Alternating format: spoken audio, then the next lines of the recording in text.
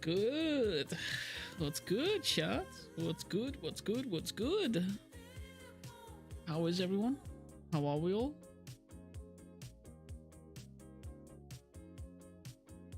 What's good, Kyle? What's good, Dell? What's good, Mr. 2? Volsh? Gojo? Loved you when you come out the box, by the way.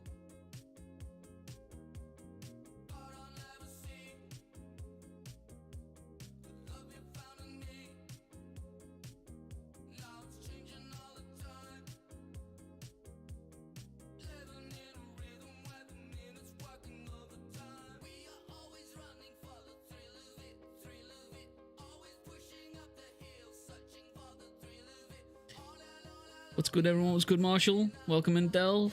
Welcome in, welcome in, welcome in. Marshall, congrats on the new job, by the way. It's great to hear you too, Kyle. It's good, Soma.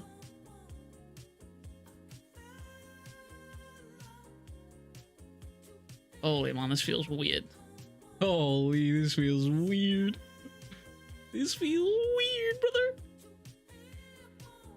This feels weird. Holy chat.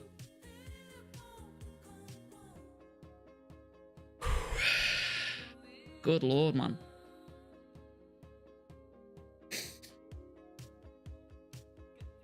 Official librarian. Congratulations, it's a noble title. You deserve that one, I can't lie. What's good, Beth? Welcome in. What's good, Nekos? Excited for today's video? Yes, sir. I hope you mean stream. I ain't no video today. Stand up and say hey. I like when you stand. I can't stand. I actually have no legs. Would it be weird if I called you Andy? No, everyone calls me Andy. Andy, weeb, dynamic, what? It don't matter. Dipshit, fuckface, shit beard, short ass, shit tattoos. It don't matter. These last couple of chapters have been amazing. Glad to see the JJK hype. Yes, sir. I need to go back and reread it. Not gonna lie. Fucking that mid-piece. Yes, sir. What's good, Jerome? Welcome in, everyone. Ooh. Good lord, man. This feels fucking weird. Call him Andy. Yes, sir. Andy Weeb Dynamic Beard. Shore King's Rise. Yes, sir. We are here. True video title, same thing. It'll be saved either way. True VOD squad. The VOD squad does exist. The VOD squad does confuse me though sometimes though, because that's crazy. Because like sometimes the VOD squad will comment stuff because obviously the stream's like 6 hours long. So they'll comment something that's like, I don't know, like fucking 4 hours 20 minutes in or some shit like that, and I'll just be like, I can't remember what the fuck I was looking at, but they'll just comment on it, and I'll just be like, okay. Oh. Yo, Jerome. Welcome back. 1 month. Special grade. Let me get some W Jeromes in the chat right there. I've been sick as hell. Chilling on the flat today. Feel that, brother. Feel that. Good to have you back, Del. It's good to be back. It's good to be back. I've missed you guys. Jerome, holy fuck.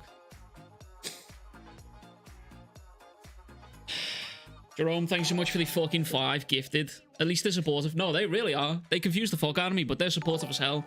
Holy shit. Jerome, thank you so much for the 5. You're a fucking goat. Thank you so much. Holy fuck. Chat, this feels weird. I'm not gonna lie. This feels weird. It's actually the longest. Jesus Christ. I know these are going crazy. Oh my god.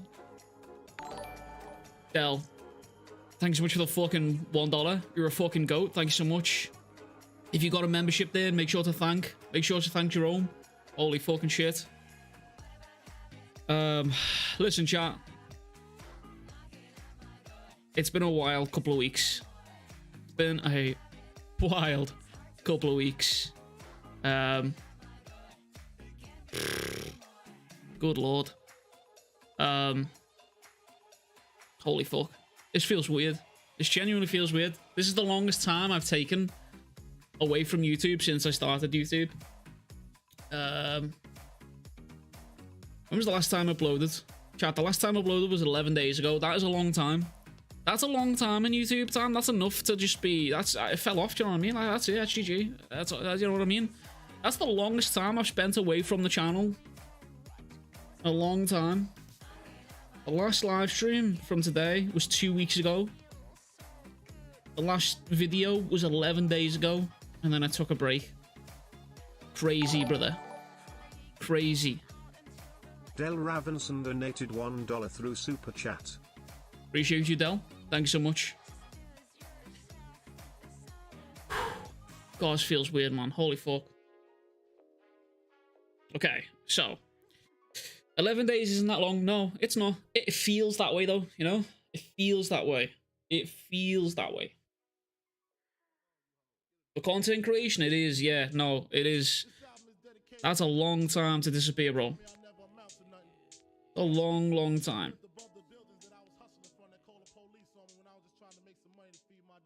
Ugh. I hope you've all been good though, chat. Holy fuck, I've missed you all. Jesus Christ. I've missed the classroom. I've missed the nursery. I've missed taking care of you motherfuckers. I don't really have a plan for today's stream. I haven't really got a fucking clue what the fuck I wanted to do, but I wanted to ease back into it. Just go live, speak to you guys, catch you up and all that shit. If you didn't know, I just wanna address it. I took time away because I had to deal with my mum's funeral, which is tough. It is what it is. Sometimes life is fucking shit. It is tough. It is a hard fucking experience to grow up. But that being fucking said, chin up, chin fucking northbound, and always forward, no matter what. There's no time in life to be fucking sitting around and moping. It is, unfortunately, too fucking short, and you can blink and it is fucking gone. So, let me tell you, as the chief authority on this recently, if you're feeling fucking sad and you're feeling down, just remember that it's okay. It's fine. It will fucking get better. It really will. It'll get better. It will get better. Times are fucking tough sometimes. Life can really, literally, as Rocky said, life can beat you the fuck down. But it just all depends on how you fucking react to it. But chat, honestly, it's been rough. It's been rough. But Jerome, holy fucking shit! Thanks so much for the 5 fucking extra gifties. You're a fucking goat. Thank you.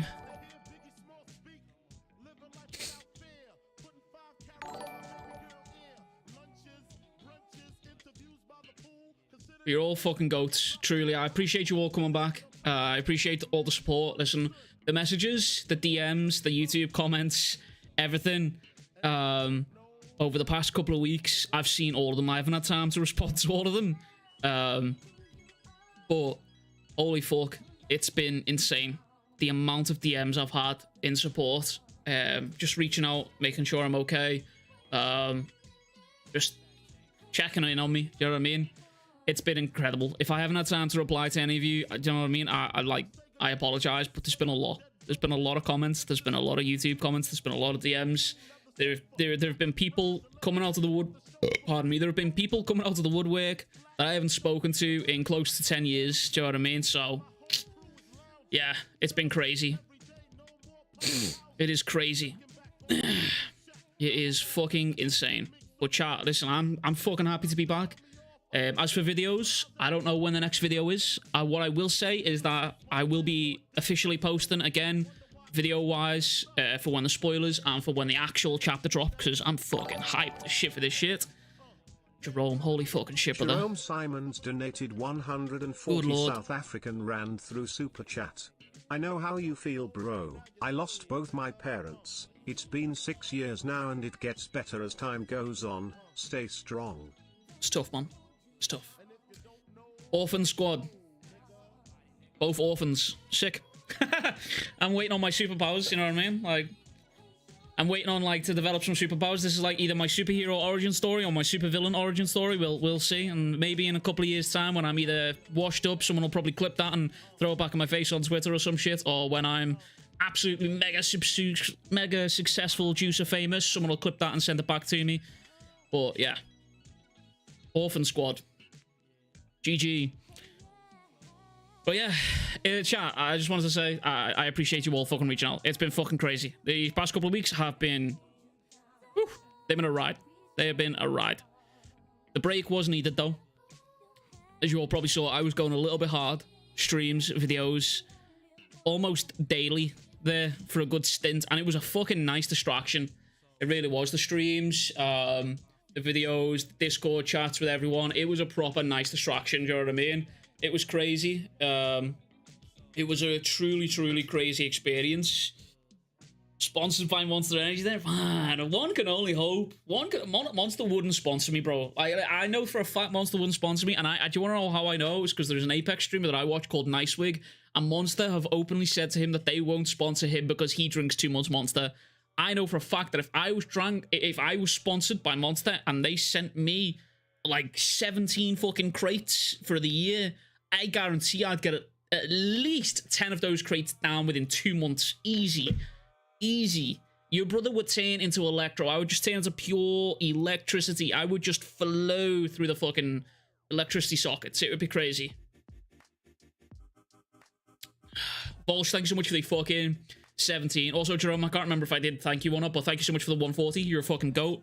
You've really got superpowers. It's friendly community you built. It's the charisma and personality. You donated 17 Danish kroner through Super Chat. I'm Batman. Listen, all I'm saying is I've never seen Volsh and Batman in the same room, so take that as you will. That's true. Why sponsor if you promote it anyway? Also true, Soma. Also true. Welcome in, Dylan. Welcome in.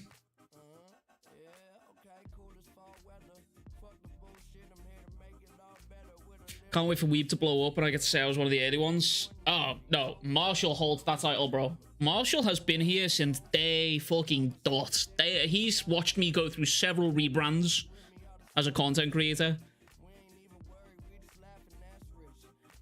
That's where I'd have to put you down like Spider-Man Yield, and he doesn't have to be like this. Like, actually though, like that would be my origin. That would be my villain origin if I got sponsored by Monster Energy. Nothing good of that. Nothing good comes of that sponsor. Like, as much as I've always said, oh, it'd be sick if I did get sponsored by them, nothing good. Like, I'm self-aware enough to know nothing good comes from my physical health if I got sponsored by Monster Energy. I know for a fact it would not come. Holy fuck. They'd have to monitor this room with like pressure plates and lasers and cameras to make sure I wasn't chugging the over amount. Jujutsu Kaisen took a break for your family. Do you know what? It's so weird because it felt like that. Do you know what I mean? Like, I'm not going to lie to you. I wasn't going to take a break. Genuinely. I was going to carry on uploading. Like, I dead ass, I'm not joking. I was going to carry on uploading as much as I could. And then when Jujutsu took a break, I was like, you know what, right? This feels like a sign. Like, this actually feels like a sign. So that was me like, okay, I'm going to take the hint. I'm going to fucking step back a little bit. I'm going to relax and work through the shit that I need to work through. I'm going to take time away from social media and everything else. God, fuck me, bro. I can't say how good that was, you know? Holy fucking shit. Can't relate. Caffeine makes me calmer. Oh, yeah. No, I could tank an energy drink and just go to sleep. Like, I'm not joking. I could literally grab a full can of Monster and I'll chug that shit and go and sleep. It's the ADHD. It's a fun thing for ADHD, like, people. Caffeine actually calms you down. Caffeine has the opposite effect, which is crazy. What's good, Stashu? How was the break, bro? The break was fucking beautiful. It was really fucking good, man. It was really good. Like, it was so nice. It was very much needed. It gave me time to just sit back and watch films, watch stuff that I have not, like, got to see yet. I got to watch a cool amount of films that I haven't seen yet. Got to do a whole lot more reading. Pardon me. Oh, fuck me. Yeah, it was good. Monster Energy would turn me into He-Man, be running into the room. I have the power! It was the last day of school, and we were dressed up as goats. I made the Dragon Slayer from wood too. I'm excited. I love that for you. That's gonna be gas. Bolsh, if I don't see any photos in the Discord, I'm banning you. I want you to know that. Okay? I want you to know that. If I do not see photos of you dressed up as guts, just banning you. True for ADHD people, caffeine has it. Yeah, it really does. It slows us down. It's crazy. I'll be your Griffith. Hey, Del, listen, there's still time to delete that message, brother. I'm just saying, there's still time. The feds are watching or some shit, you know what I'm saying? The feds are watching.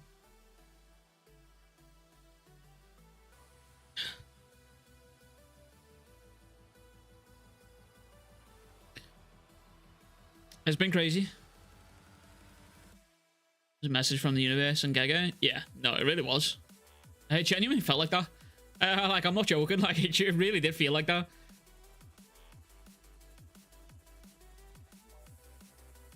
This man said, I'll be the Griffith to your guts. Wee'll age well like Casca. Hey, yo! Okay, chat, stream's done. But it's been nice. We'll see you. Del ruined the stream, everyone. Boo that man. We'll be seeing you. Catch you guys in the next one. Peace. Bye. Good lord, bro. Holy fuck. This dude, man. He'll age well like Casca, this man said. Oh my fuck.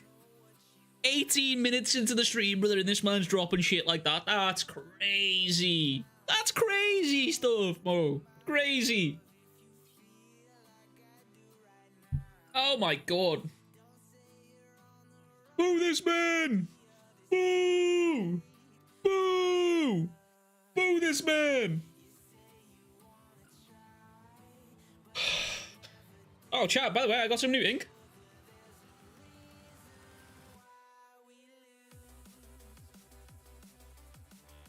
You can't really see it, actually. Hang on, let me get a fucking proper photo for you.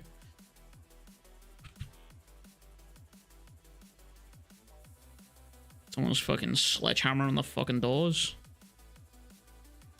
Oh, wait. Oh, no. Where did I put it? Oh, it's on Twitter, isn't it?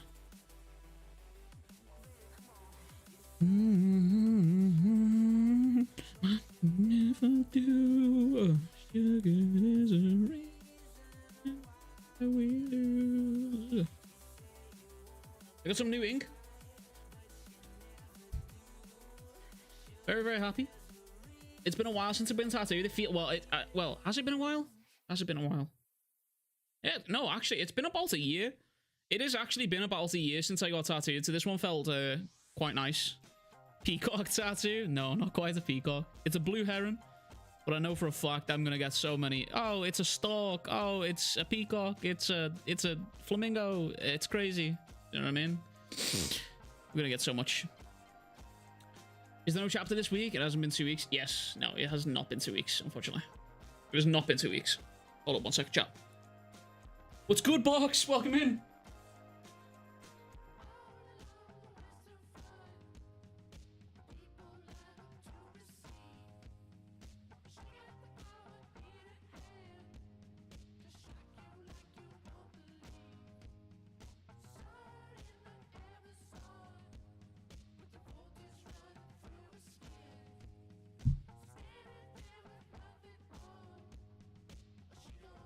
Ugh. Is that a duck? Yes.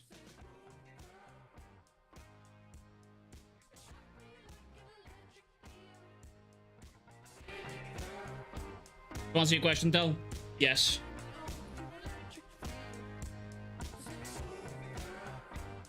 I have no plan for the stream, chat, so if you're expecting some sort of comprehensive stream plan, there is no plan. The plan is we go live and we vibe. That's the plan for today.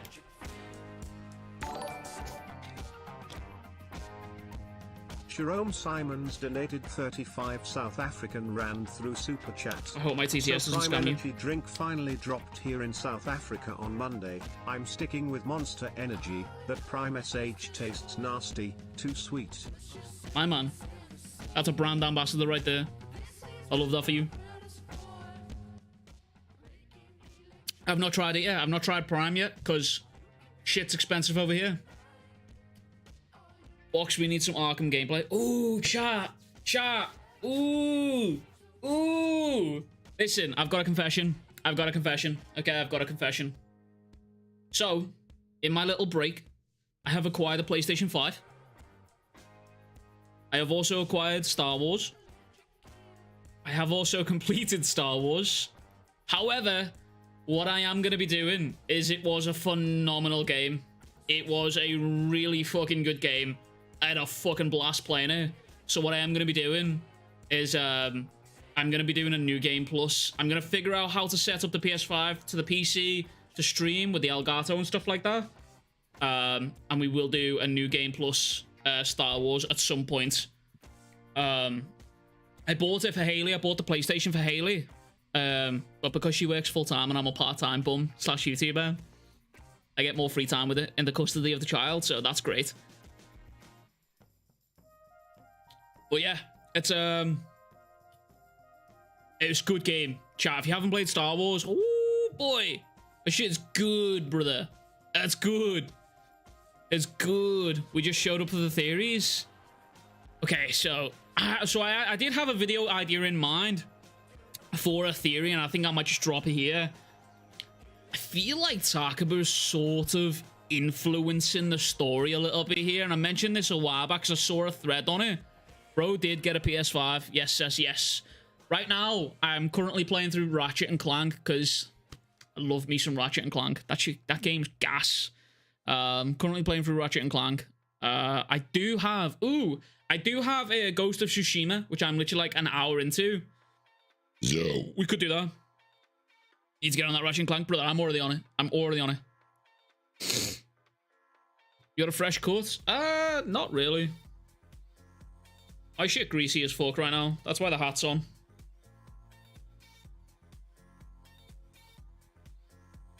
I'm gonna sweat my beans off today. I've been all over the place today. I've been a busy boy today. Play God of War? We do actually have Ragnarok here.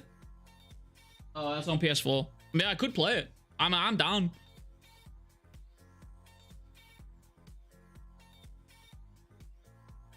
But yeah, we have acquired a PS5. So if I can figure out how to set it up with the Elgato and stuff like that into the PC, if I can remember how to do all that debacle, you can see some PS5 streams coming soon, which I'm very excited for, because there's some really good games on PS5, man.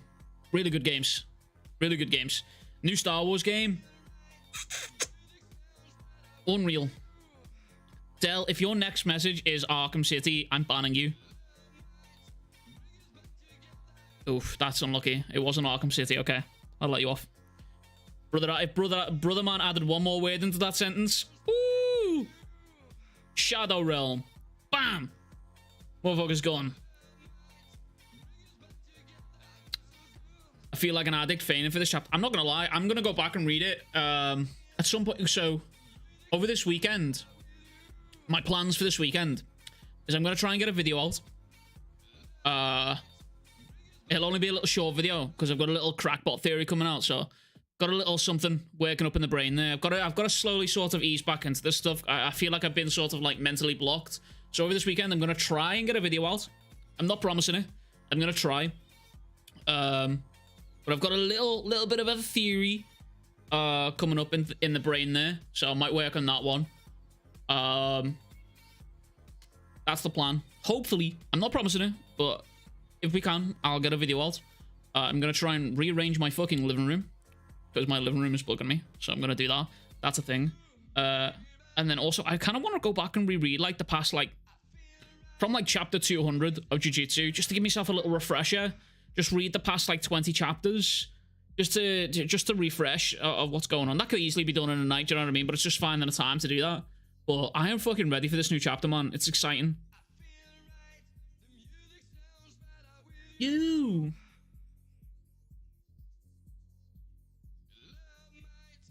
Us back together.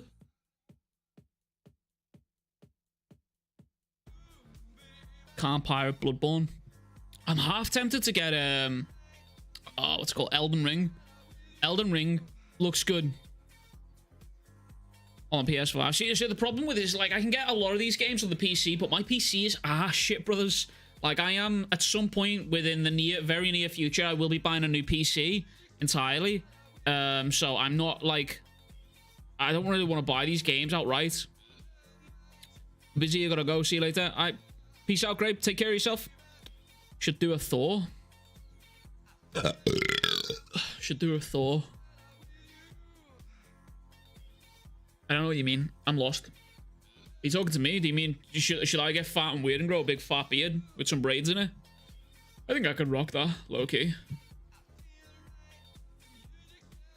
Dead Space remake would be kind of rough. What's good, Carl?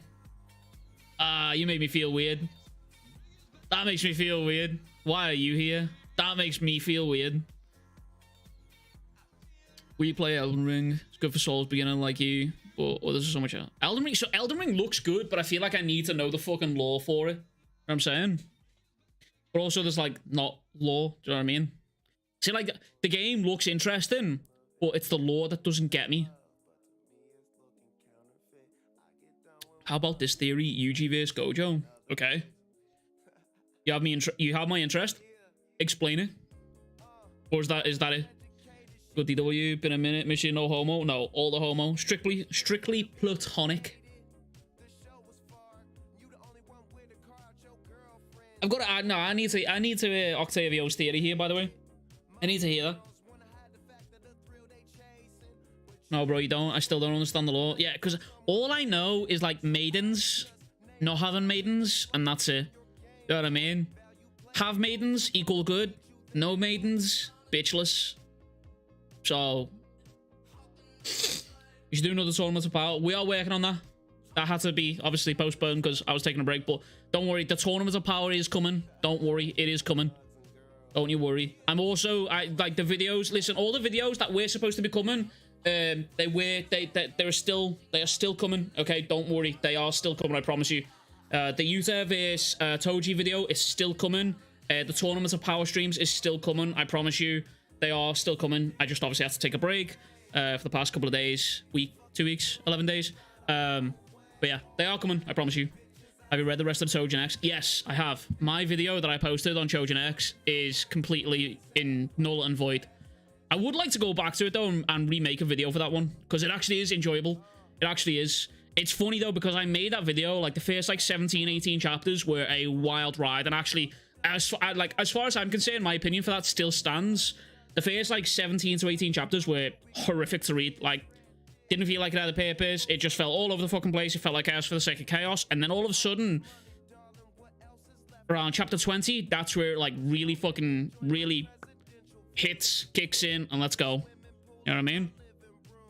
The game doesn't explain anything, so you have to watch some videos. Yeah, see, I'm not into that kind of shit, bro. Like, if you either explain it to me like I'm a 5-year-old in the game, or I'm out, like, of the shit. Weeb and Ace and Chojin X is made by Tokyo. Yeah, yeah.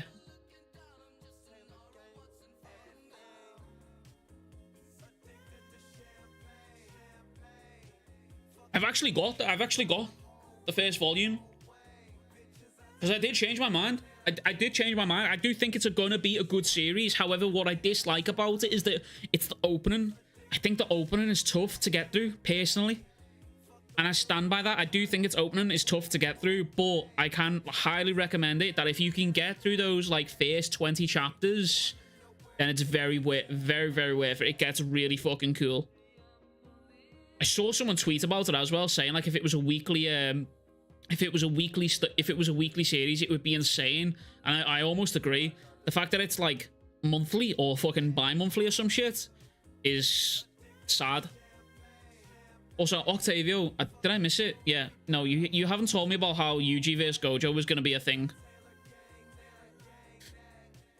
What if Sukuna stuffs a finger down Gojo's throat like he did to Megami? Infinity. GG. Story is not everything in a game. Listen, I'm half inclined to agree with you. I played Apex, do you know what I mean? I played Apex full time for like 4 years of my fucking life, do you know what I'm saying? You know what I mean? I know story's not everything in a game, but it helps. Do you know what I mean? It helps. You don't need lube to have sex, but it does help. You know what I'm saying? Do you get my point here? Sounds like One Piece, bro, gets good after the first 300 chapters. So, you know, with One Piece, here's my take on One Piece, right? One Piece is one of those series of, like, I feel like you did have to be there to get through it. Do you know what I mean? You have to be there day dot to form that emotional connection to get into it. I think getting into it now is a tough fucking read, because that's a colossal read to get through. Do you know what I mean? Like, it's a colossal fucking read to get through. Do you know what I'm saying? Like, 1,000 chapters, that's rough, mate. I would never recommend anyone go and just read One Piece if they've never read a manga in their life. And like, say they want to get into manga and they don't know where to start. I'm giving them a handful of, like, a couple of series that are, like, short. You know what I mean? I'm gonna point them in the direction of, like, fucking Death Note or something like that. Full Metal Alchemist, maybe Jujutsu, but even still, Jujutsu is still quite fucking lengthy, do you know what I mean? 200 chapters is quite a fucking investment to get into before you can think, oh yeah, that's good, I'm into it. But 1,000 chapters for One Piece? That's tough. That's tough. That is tough, brother. That's tough, man. Like, One Piece is great. Don't get me wrong. I am thoroughly enjoying One Piece right now. I really am. I'm coming up to like 1,000 chapters now into One Piece, into the Wano arc now. I'm really enjoying it. Really, really enjoying it. Oh, yo, Yavi, I appreciate you. Thanks so much, brother. You're a goat. Gojo's coming back out on top versus Sukuna. Wait, hold up. Hold up. Gojo is going to come out on top versus Sukuna, and with that, Megami will die. Yuji will have reverted to his Heian era form and lost it due to his best friend being killed by his master, so he goes to kill.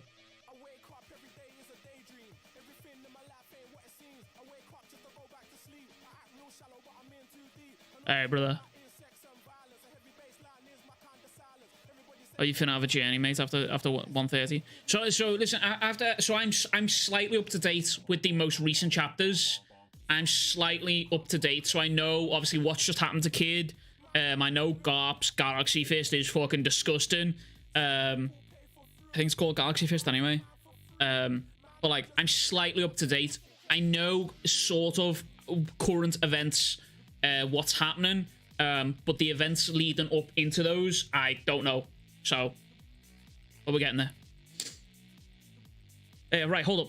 Octavio, let me read this all in one. So, Gojo's coming out on top of Sukuna, and with that, Megami will die. Yuji will have reverted back to his Heian era form. So, you kind of lose me on that one, because Heian era form, not really any sort of basis. That is literally hearsay, but we'll go for it. I'm listening. I'm here for the crackpot theory. Lost it due to his best friend being killed by his master, so he goes to kill him. Kenjaku creates binding contracts with all the remaining sorcerers, including Gojo/team, to resurrect them in X years to having a chance to defeat Yuji. Okay, listen. What now?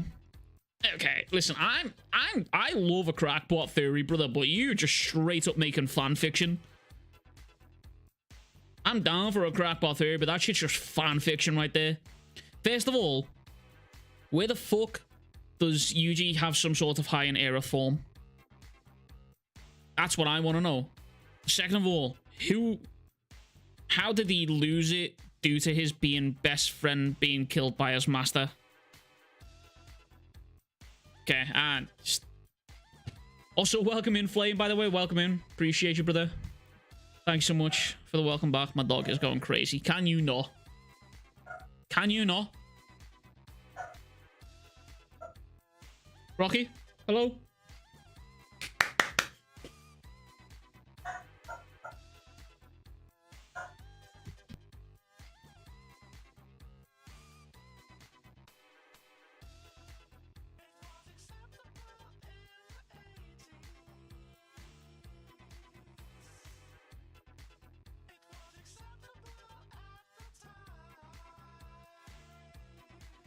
JJK speaks shown about all manga entertainment, where Shoujo X is more eerie, mystical, and psychedelic with battles.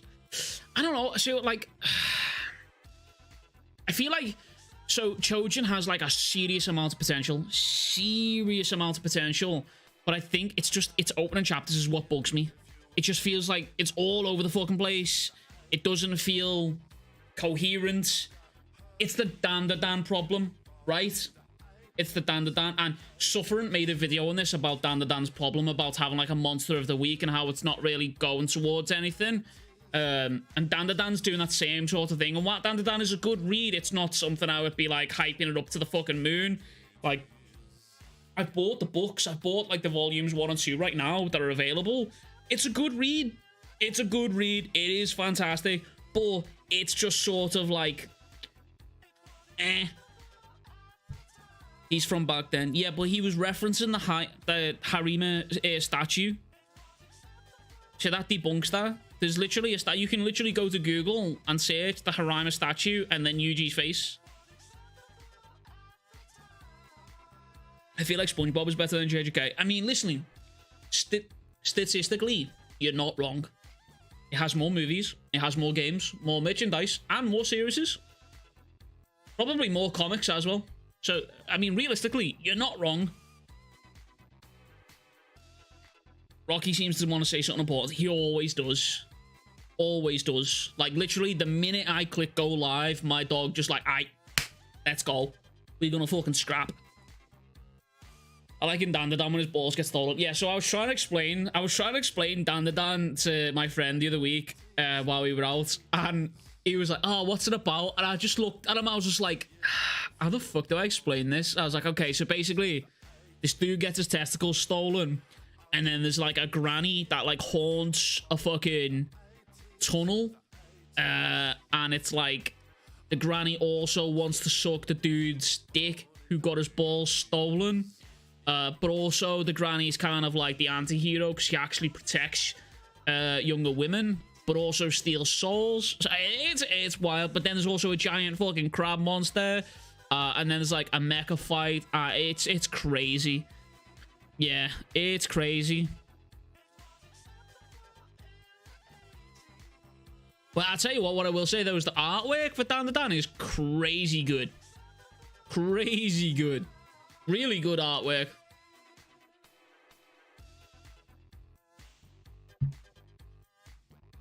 Did you talk about who you think would win in Gojo vs Sukuna? I have no idea who would win. I have no idea who would win. I haven't talked about it purely because I don't think there's enough evidence to pit them off against each other. Do you know what I mean?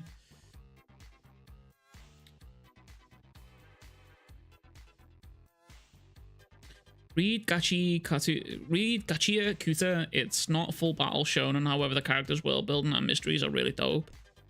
Is it? Am I tripping, or is that this?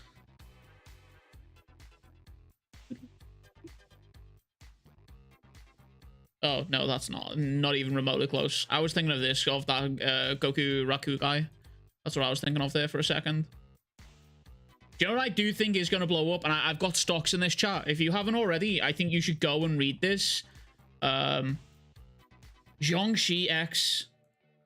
I have stocks in this, in Jiangxi X. It has 14 chapters out right now. And it is really good. I actually genuinely really enjoyed it. Like, it gives me nostalgia vibes, but with modern storytelling. It's crazy. Wait, the titty grandma from the show you lot talking about?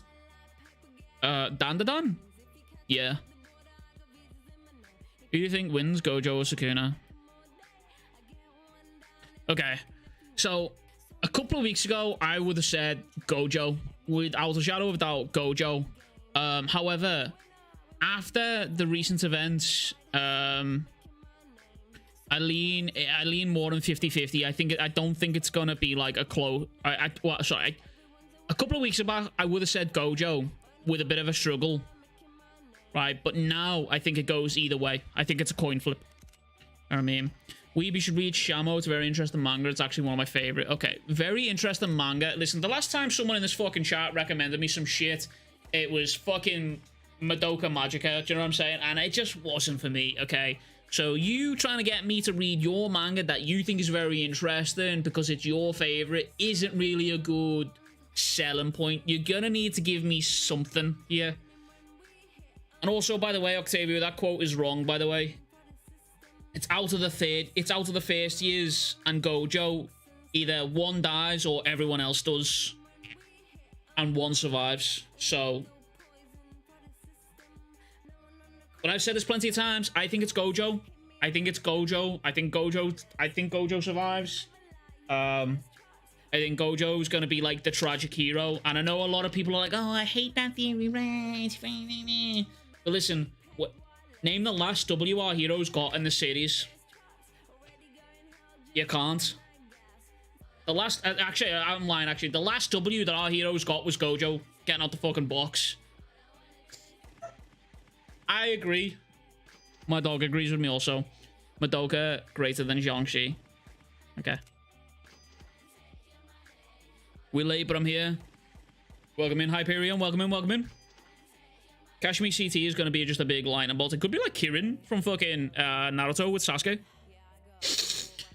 If Gojo wins, then why would Yuji exist? Listen, that's also another fucking complaint that I want to like, not debunk, but just sort of like dispel. Right? Let's put it this way: Gon in Hunter x Hunter exists, right? But right now in Hunter x Hunter, Gon, he basically does not exist. As far as the manga is concerned, Gon has had his story and has left, right? People need to get out of their own heads of Yuji is the main character, okay? The way that the story of Jujutsu Kaisen has been written is that anyone can fucking fill that role whatever they need to, do you know what I mean? There has never, ever been any sort of, like, fucking... real fucking... I don't even know how to explain this properly without sounding like a fucking idiot. Also, Amir, yes, I have played Jedi. I have played Star Wars Survivor, and I have completed it, and it is phenomenal. Really good game. Really good game. With your hat to the back, talking about cats and the raps. I can feel the hardcore appeal. Watch my stream get taken down because I'm playing music. I don't really care if the stream gets taken down, to be honest with you. Bit of biggie. CSM is really mid as fuck. It's the only time is out of speakers when Denji is being Denji, doing Denji things. Facts. I half agree with them. Can't lie. I half agree with you. Tyrus, actually, Del, do you know what? I actually half agree with them. Yuji will die the worst death imaginable. I doubt it. Well, I don't doubt it, but I don't think it'll be like the worst death imaginable. But he is the main character. But is he though? We have a main cast. And also, main character doesn't mean he needs to be the strongest. Doesn't mean he needs to be the be-all and end-all of power. Look, I'll give you the most prime example of this is Hunter x Hunter. Gon freaks, if you will. Let's say Gon is the main character, okay? Gon, let's say, all intents and purposes, Gon is the main fucking character in Hunter x Hunter, okay? Right? Gon serves his purpose right the way throughout the story. Gon evolves into adult. Gon beats the fuck out of Neferpito, right? Pito dies. Gon almost dies. Killua comes in to save him, but Gon is still not the most powerful in the series, and the main villain is not defeated by Gon. You know what I'm saying here? Do you get my point here? Main character does not equate to being the strongest in the series. And that's my beef. People are so insistent that it has to be Yuji that defeats Sukuna, but it doesn't. It doesn't. It doesn't need to be that way. We've seen stories where side characters and other characters have taken out the big bad guys. Also been feeling this manga return. It's what crack rock must feel like. No, that's what I'm saying, bro. It's like Hunter x Hunter, Dark Continent is setting up the obstacles. Gon is going to have to match. Bro, listen, Gon doesn't fit anywhere into the story. Listen, Yavi, listen, I love you, right? I've got a lot of respect for you, right? But, brother, Gon doesn't fit anywhere into the story of the current manga. There's no way Gon fits in. Gon's story is literally done. Like, I'm not joking. Gon's story is come full circle. He starts as an innocent boy who doesn't know Nen. He doesn't know anything about the world of hunting. He goes around, Hunter exams, completes that, starts learning Nen, Phantom Troop, Chimera Ant-Arc, kills Pito, loses Nen, back to innocent boy, found his father, story complete, done. He's done. Like, it's done. If he comes back, great. I would love to see more Gon and Killua action. I would love to see Gon reclaim his powers. Maybe 700 years down the line when Takashi's fucking great-great-grandson finally finishes the story. But, and also, by the way, Box, true, Gon also still didn't meet Gyro, you know what I'm saying? Yes, so maybe we can say, yeah, later on down the line, way later down the line, he'll come back in and he'll do it that way. But also at the same time, Gon's story is fucking done. You know what I'm saying? It's done. Like, pardon me. I'd argue that Neferpito won. Yeah, no, I have agreed with that. Realistic, Gon peaked the Chimera. Yeah, no, he did. We know he did. Listen, that's the thing though, is like, we know. Let's say Gon does get his powers back. We know for a fact that Gon's power is what we saw. The highest peak of Gon's power is what we saw in the Chimera Ant arc. Jinx, Freaks, Hisoka, Phantom Troop, Kurapika, the main characters around. That's what I'm saying. Yeah, yeah. That's it. That's true.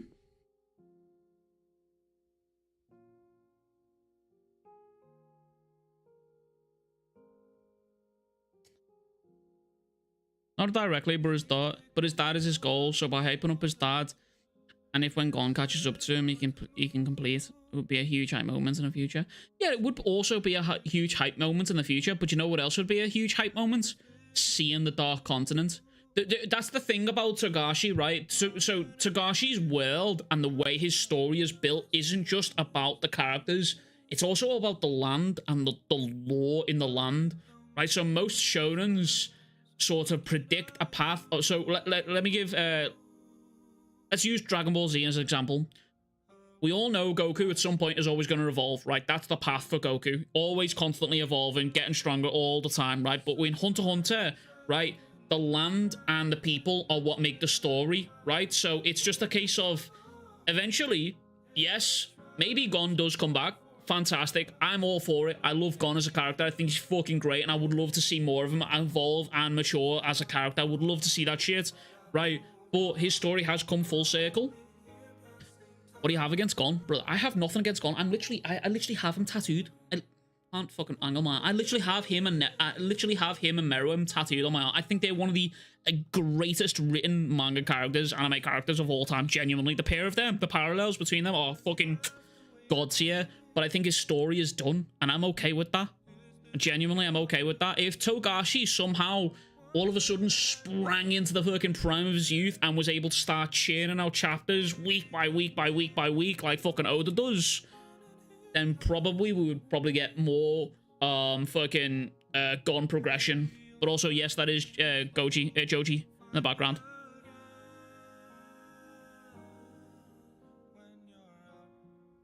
Did you see the 288 press conference? I think I saw something. Did I see I don't know. I don't know. Probably I did. I'm off, boys. See ya. Love Joji in the background. Dylan, take care of yourself, brother. When is another chapter coming? In about a week, I think. Togashi pretty much made Kurapika the new character. Yeah, no, that's it. And Dawn Freaks as well, by the way. The grandpa. Like, brother. Oh. I'm hoping that JJK doesn't go the Naruto way, where they are suddenly bringing a randomly OP villain at the very end, like Hokage. So, you know, I agree and I disagree. Right, so I disagree because Naruto did leave a bad taste in my mouth. The randomness of this OP villain coming in all of a sudden. Yeah, bad taste. Yeah, didn't like that. Bolshevik donated 17 Danish kroner through Super Chat. You should read Shama and Usagi, both top 10 manga. Alright, bet.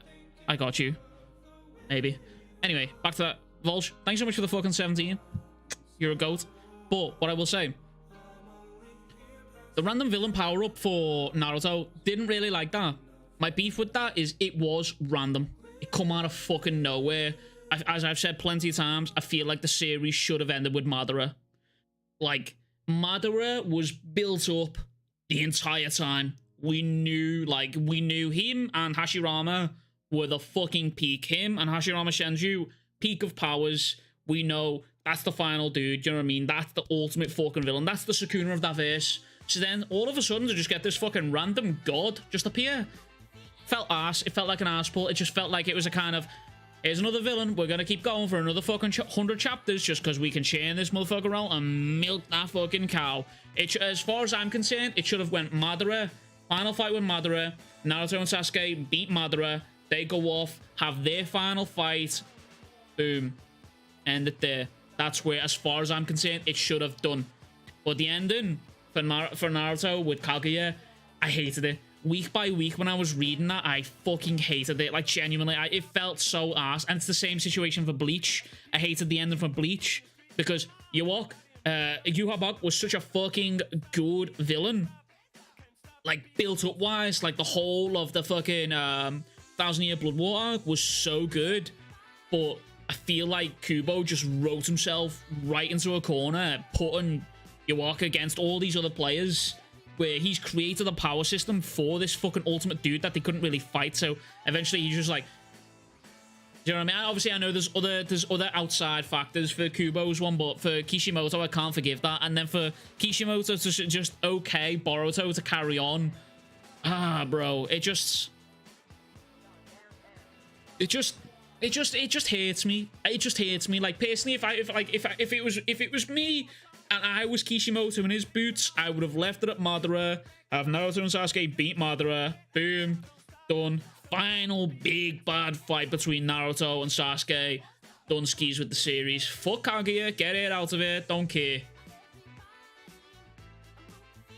And then that alien bitch, yeah. And then there's aliens, by the way, in the new Boruto. And then there's also fucking dinosaurs that Sasuke's fighting right now. Like, I don't fucking care about that shit. When people come to me and tell me that I should read Boruto, I can't. I just can't. It's such a bad taste in my mouth. And maybe in about 5 years' time, I get my ass fucking handed to me and it's a completely miserable take. And in about 300 chapters, it turns into the peakest manga ever. But I just can't get into it. I really fucking can't bring myself to read that shit. But circling back to Dell's original point of not wanting JJK to turn around like this, I went on a bit of a tangent there about Naruto. Naruto's last minute pull villain of this ultimate god Kaguya just appearing out of fucking nowhere. It was random. However, this spirit that Kenjaku wants to build, it's foreshadowed, it's happening, do you know what I mean? Like, we're in the process of seeing that go, do you know what I mean? However, what I will say is, yeah, it leaves a bad taste in my mouth because it does remind me of Naruto, do you know what I mean? Just having this all of a sudden one big fucking mutant fucking god come out, and yeah, it just bugs me. But I have faith in Gege to not do it, to do it correctly. I can't let go that you said that JJK doesn't have an MC. I don't think it does. I think it has a main cast. And I will stand by that argument. I will stand. Do you know, one of the biggest factors of that, of Jujutsu not having a main character, right, or like a central focus on a character, is because any character, you can literally name any character out of the main cast and they could all take over the series. They're all interesting enough to take over their own series. And then I will also further back up this point that Jujutsu Kaisen 0 exists. Yuta was supposed to be the main character. That was going to be the original main character, and then Yuji come in, which is why I think Gege doesn't see Yuji as the main character and rather a main cast, a main like group. You know what I mean? That's my main argument. That's the way I interpret it.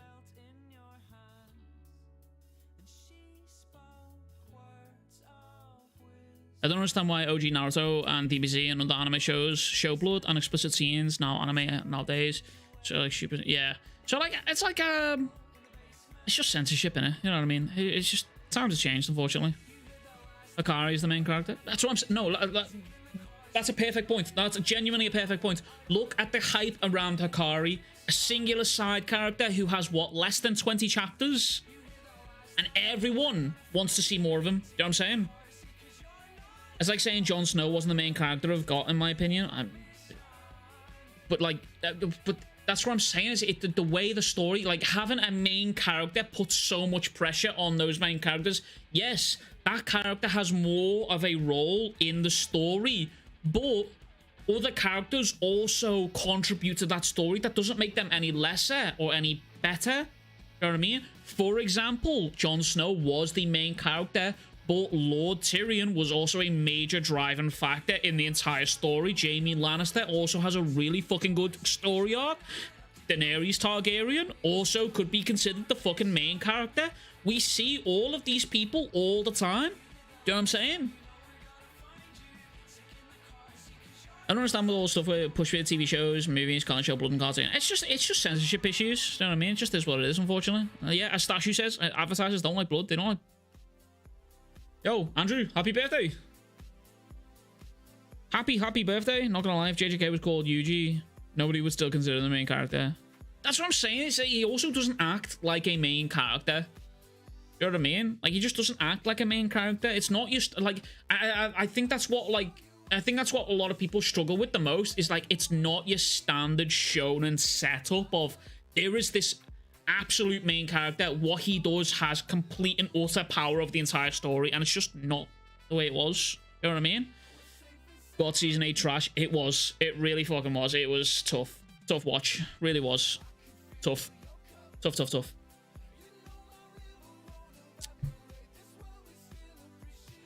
It's not that they are lesser, it's just that their stories add hype to what the main character has to overcome.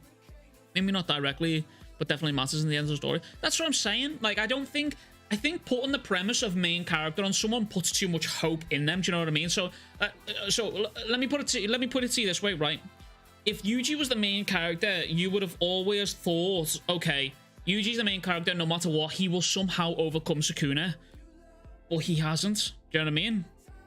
And that's the thing.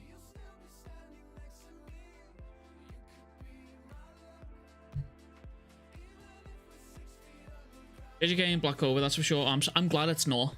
I'm glad it's not, to be honest with you. Vikings is still the best TV show. I'm a hard recommend. Vikings is really good. Chat, I got to watch Beef as well, by the way, on Netflix. That shit was goated. Goated. To me, I feel like there really isn't a main character for Jujutsu Kaisen. Like, at the beginning, yes, you knew exactly who you're following, but the stories progressively become broader. That's right. Yeah. No, Amir. No. Yeah. You've literally... you put that in a way that I actually couldn't have explained. Yeah. No, I fully fucking agree with that. Genuinely. So, like, in the beginning, let's say Jujutsu Kaisen 0, right? You know you're following Yuta. You're following the story of that person, right? In Jujutsu Kaisen as a whole, yes, you are following the story of Yuji, but everyone else's stories also matter too. I mean, Beef was great too. Bro, Beef is so good. Beef is so good. Like, holy fuck. So on this break, I got to watch a lot of shit that I haven't watched in a long time. There's still a little bit stuff on the list that I want to get through. I need to get through the Planet of the Apes trilogy as well, because I hear that's really fucking good. But I got to watch Beef on Netflix. That shit was gas, mate. If you haven't watched Beef on Netflix, it's 10 episodes. It's like 40 minutes an episode. You could easily get through in a day. It is so good. Like, genuinely. Episode 9 of Beef. Goated TV show right there. Goated. Unreal stuff. I also got to watch Everything, Everywhere, All at Once. It may not be for everyone. However, it was crazy. It was a good watch. I've actually ended up watching it like 3 times now. And it's just a really fucking good concept. I actually really fucking enjoyed the concept for it. It was really fucking good. New Planet of the Apes coming out too. Yeah, no, that's what I'm saying. I need to see the trilogy for it, because I've seen the first film, but I haven't seen the second or the third, so it's on the list to do. I'll probably get through that. The worst box donated 10 Emirati dirhams through Super Chat. Worst don't know ever. JJK-1 starring Kinji Hakari will be fire, fire, fire, fire. You know what you forgot to say there? JJK -1 arm for Hakari Kinji.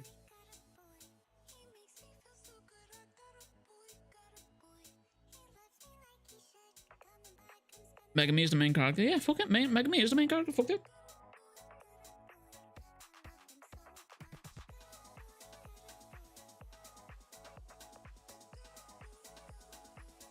There's not many series that I would argue about, like, not having a main character. Do you know what I mean? But Jujutsu is definitely one of them where I would argue. Like, I think the only 2 genuinely that I can think of in the top of my head, like, actually, that I've read is Jujutsu and Hunter x Hunter of not having a main character. Do you know what I mean? Every other series that I've read, you can see there is a consistent character where you're like, okay, yeah, we're following this dude. Do you know what I mean? But, like, with Hunter x Hunter and Jujutsu Kaisen, the story could go with any of these characters and it would still be insane. Yuji becoming stronger than Gojo and beating Sukuna is how the story will most likely end up. So all the side character stories will only add to the story. Listen, I'm gonna be honest with you. Listen, I love the idea. I can't agree with that one. I can't agree with that one. Brother, every time you're in my chat, you're just promoting your own Discord. Honestly, like, I swear to God, I really haven't got the fucking patience for you, whether it's your birthday or not, brother. Like, honestly, every time you're in my chat, you're promoting your own Discord. Listen, you seem like a fucking really cool dude, right? And I had to ban you from the Discord because every time I went live, you're spamming shit in Discord. Okay? So listen, please do not make me fucking ban you from my chat, all right? That's your last warning. If I see another fucking message come from you about your fucking Discord in my chat, I swear to you, I'm banning you. Like, I love you and all that, and I'm sure you're a really fucking nice dude, brother, but honest to God, I just haven't got the patience for you right now, I swear. So please, I don't want to see another message about your Discord. Okay? I genuinely, like everyone else is obviously talking about a certain subject, and you're just on your own fucking conversation talking about Dead by Daylight, you know what I'm saying? Like, please, I haven't got the fucking patience for you.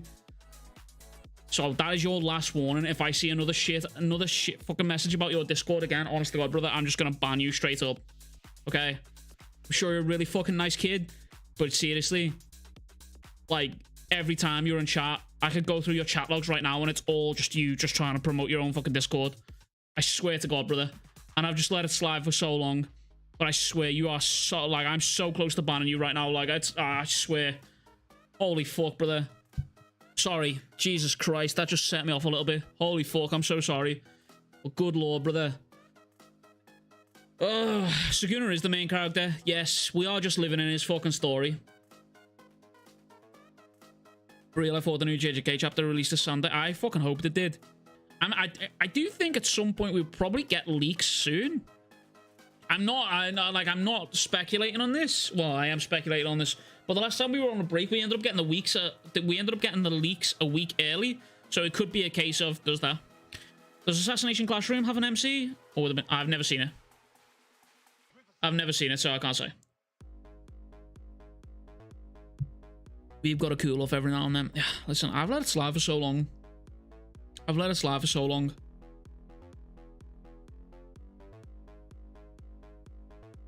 Would you prefer a JJK movie covering the chapters between Shibuya and Cullen Game? It's 22 chapters.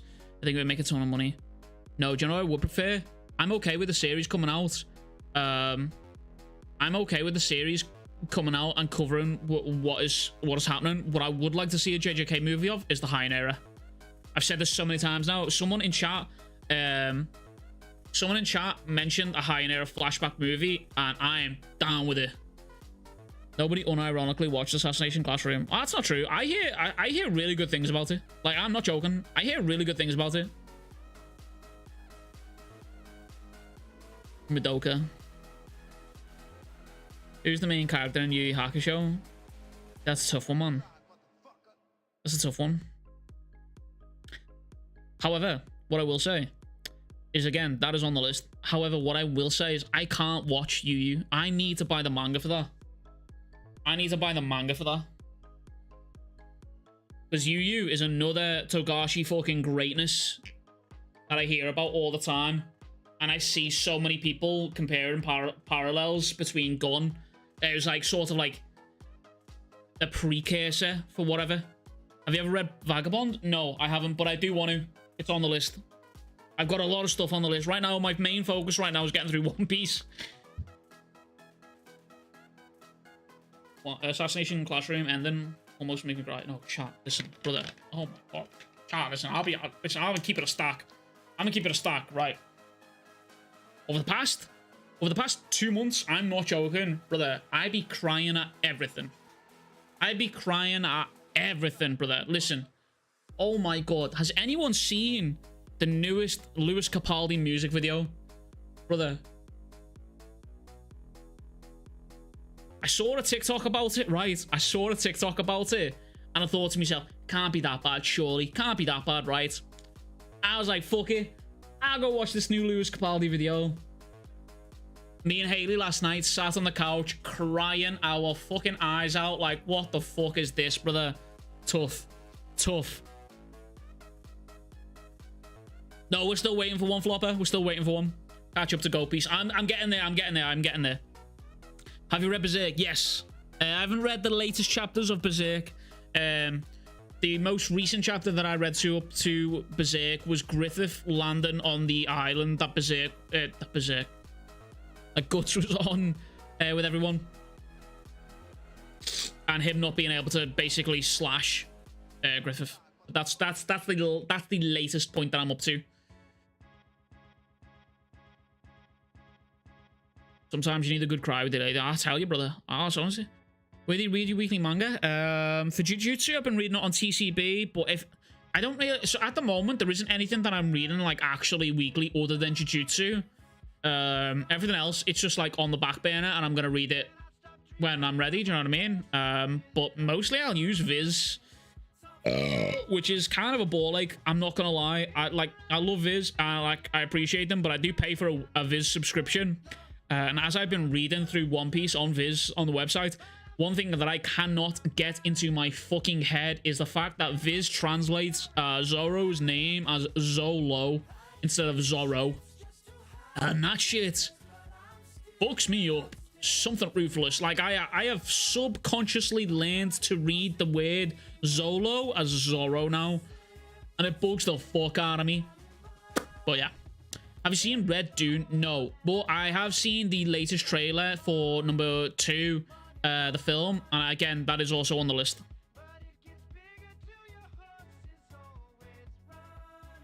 We put Kenpachi, Sukuna, Meruem, Madara, and Vegeta in one room. Who's crying first?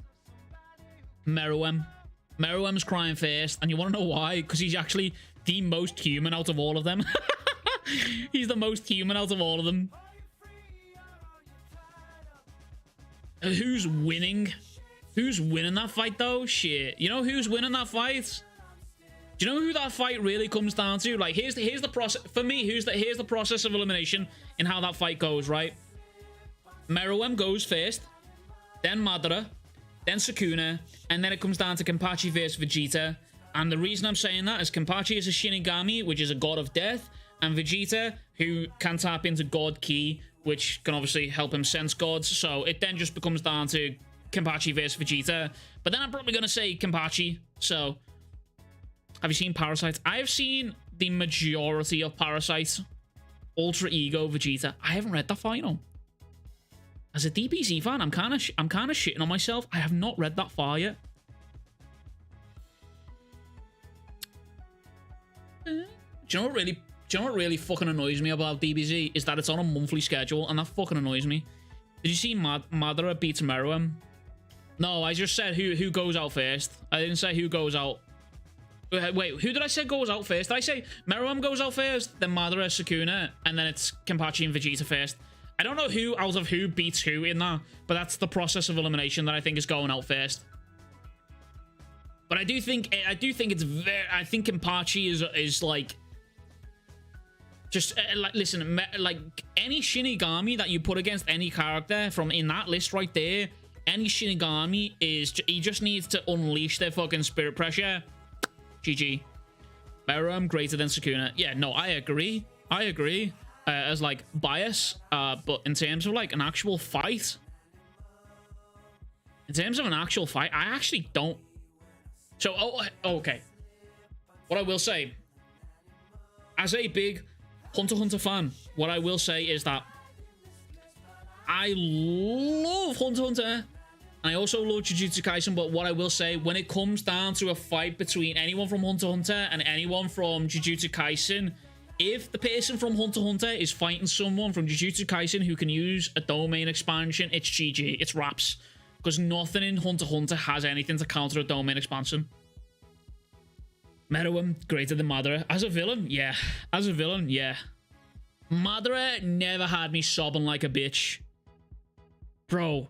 Meruem's story had me in bits. I remember, so it was only recently, I think it was like January, it was like December, it was December, just gone. Me and my girl actually stood by, like, we took time to go and watch all of Hunter. It was her first proper anime, and brother, she was broken. She was broke, brother. She was fucking broke by the Meruem and Kamugi scene. She was broke. Meruem can regen, yeah, but he needs help.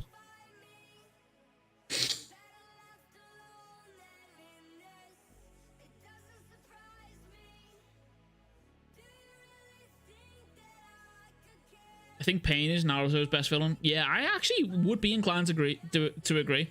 I can see Meruem surviving a domain. Seeing him survive Zero Hand and barely surviving a nuke. And living in Shrine doesn't look that crazy.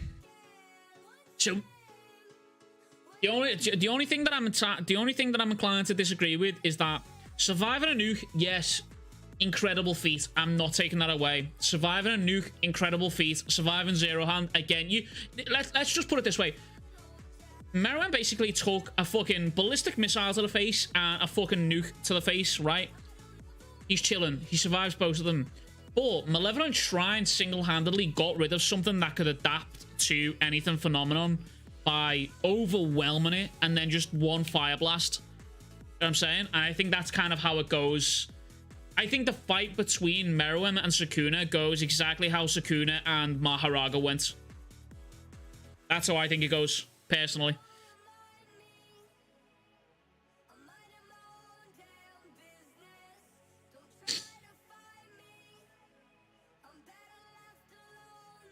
Malevolent Shrines like infinite slashes. That's worse than a nuke. Yeah, I think it's just a case of we never even saw Meruem go all out. No, we didn't. But we also haven't seen Sukuna go all out either. So that argument's kind of silly as far as I'm concerned.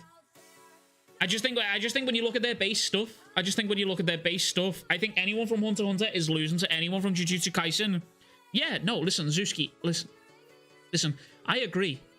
Listen, I agree. Meruem over Maharaga. As far as I'm concerned, I agree, right? I'm on board with you. I place Meruem above Maharaga, but when it comes to Sukuna and a domain, anyone from Hunter x Hunter fighting someone from Jujutsu Kaisen with a domain, there's no answer for it. Listen, I will ride to the sunset and back for a Hunter x Hunter character, okay? But when it comes down to how they fight against someone with a domain, it's just GG, do you know what I mean? Post-Rose Meruem is too much for Sukuna. Yeah, I think I've got to agree with that one. Yo, Del. Appreciate you, brother. Take care of yourself, okay? Appreciate you. Thanks so much for being here. Pardon me. JDK Season 2 director is Shota Gosho Zono. So expect cool storyboards and incredible POV shots. So presumably Sunky Park, director of Season 1 and movie, would be absent, but is choreographed. No, so I've heard Sunky Peak is actually there. Sunky Park. I've heard he's there. I've been seeing people saying that he's working on it. Meruem's body is just too adorable. Yeah, but also so is Thingies. Do you know what I'm saying?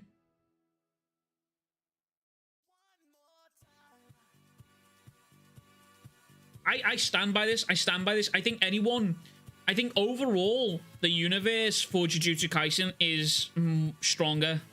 Nanaka Solo's JJK and every verse in existence. Also true. Plus Meruem is beyond genius level intellect. True. Also true, but he couldn't survive a nuke without help.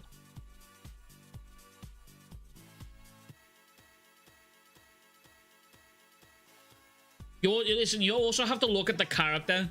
You know what I mean? You have to look at the character, right?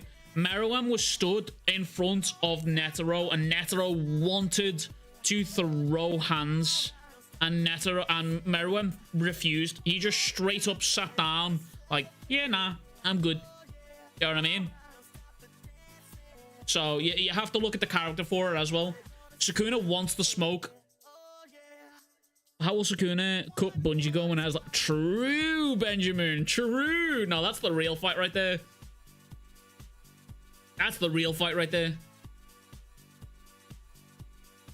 Hisoka and Crollo versus Sukuna.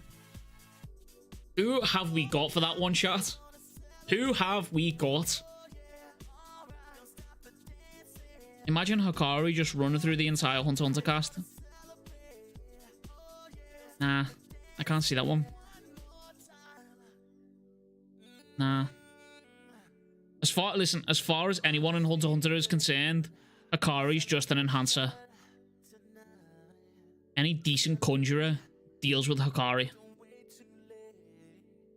Hikari is, so I said before, anyone with a domain expansion takes it. You know what I mean? If it was just hands, Prime, Netero, Meruem. Fuck. Now that's a good one.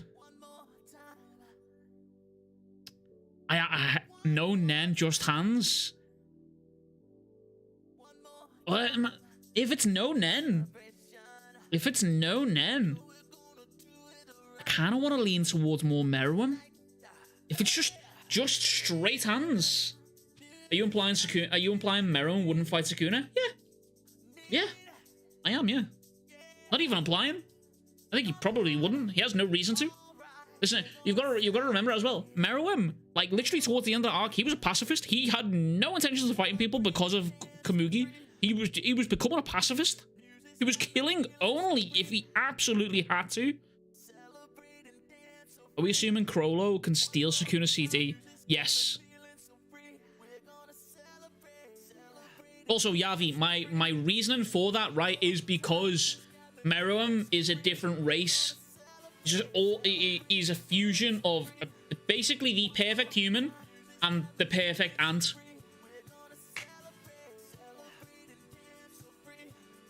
If I don't reach free, yes, sir.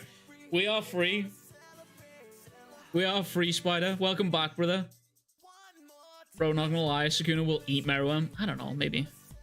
Did Jujutsu Kaisen come back? I've been on holiday for 2 weeks. No, you got another couple of days, brother, to go, unfortunately. We got ourselves a matchup. We do got ourselves a matchup. Why am I getting dragged into... Why am I getting dragged into cross-face fucking things? Did we forget to Sukuna is a mad cannibal? We got the cameraman so on. Sukuna makes people stew. Brother. Hyperion. Are we forgetting? Listen, Hyperion. I love you, okay? But maybe you're forgetting that when Meruem took over a palace, there was literally trees with balls of human fucking meat stuck all around it.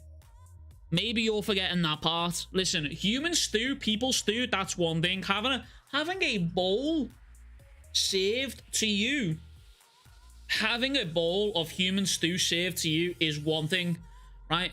Grabbing a bunch of humans and tenderizing them, turning them to fucking meatballs, and then displaying them proudly on a tree is something totally different.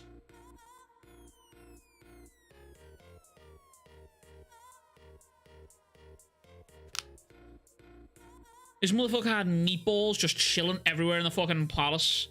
Yuta is the off-brand edition of Chrollo. No, that's why I agree. I know I agree fully. I agree with that one. As a Yuta stan, I agree. Chrollo, precursor for Yuta. Gege looked at Yuta. Gege looked at Chrollo and was like, how can I make that man more OP? And done it that way. That's how he done it. But Chrollo's still the OG as far as I'm concerned. Alright, I can see that the graphics on that were real tough. That's what I'm saying. That's what I'm saying. That's what I'm saying. Listen, Meruem, when he was when Meruem was first born, like, and he was pure ant mode, I think him and Sakura are, like, in terms of pure cruelty, same level. Same level. As far as I'm concerned. The fact that the ants have a preference in meat and Sakuna doesn't care should speak volumes as to how much humans died. How much humans died because of the ants? Yeah. Yes. Yeah. Ants were killing people, eating them, and going, this isn't good enough. And going out to find more. Sukuna would eat it and be like, alright. Carries on eating it anyway, you'll just settle for it. The Chimera ants were not to be fucked with. And just think, by the way, there is still an army of them lurking about somewhere that Pariston is trying to fucking release. For training purposes, by the way. Nov solo JJK. Nov could solo the retirement home. Nov ain't solo and shit.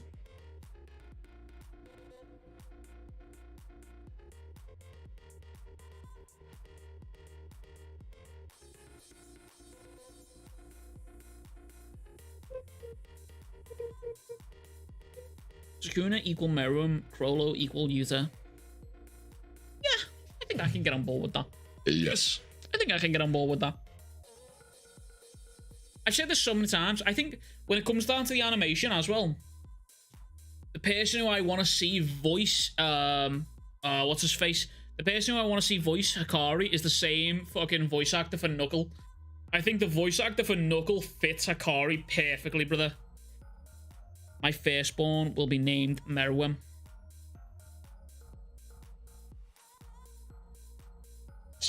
You know what's crazy is our generation, well, I say our generation, well, maybe your generation as well, but the younger generations, let's say the 1990s up to the 2000s, There's gonna be a lot of kids named after anime characters. There's gonna be a lot of Naruto's, Boruto's, Erens, fucking Gon, Killuas.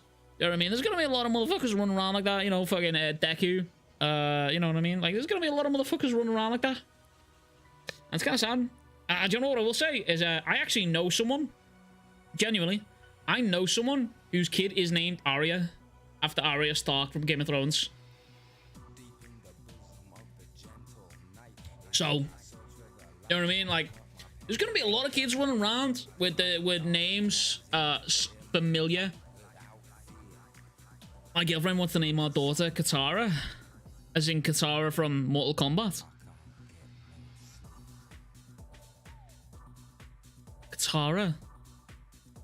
Katara wins. Hope you're good, Weave. Appreciate you, Envy. I've been better. But chin upwards. Chin northbound and always forward, you know what I'm saying? We keep it moving.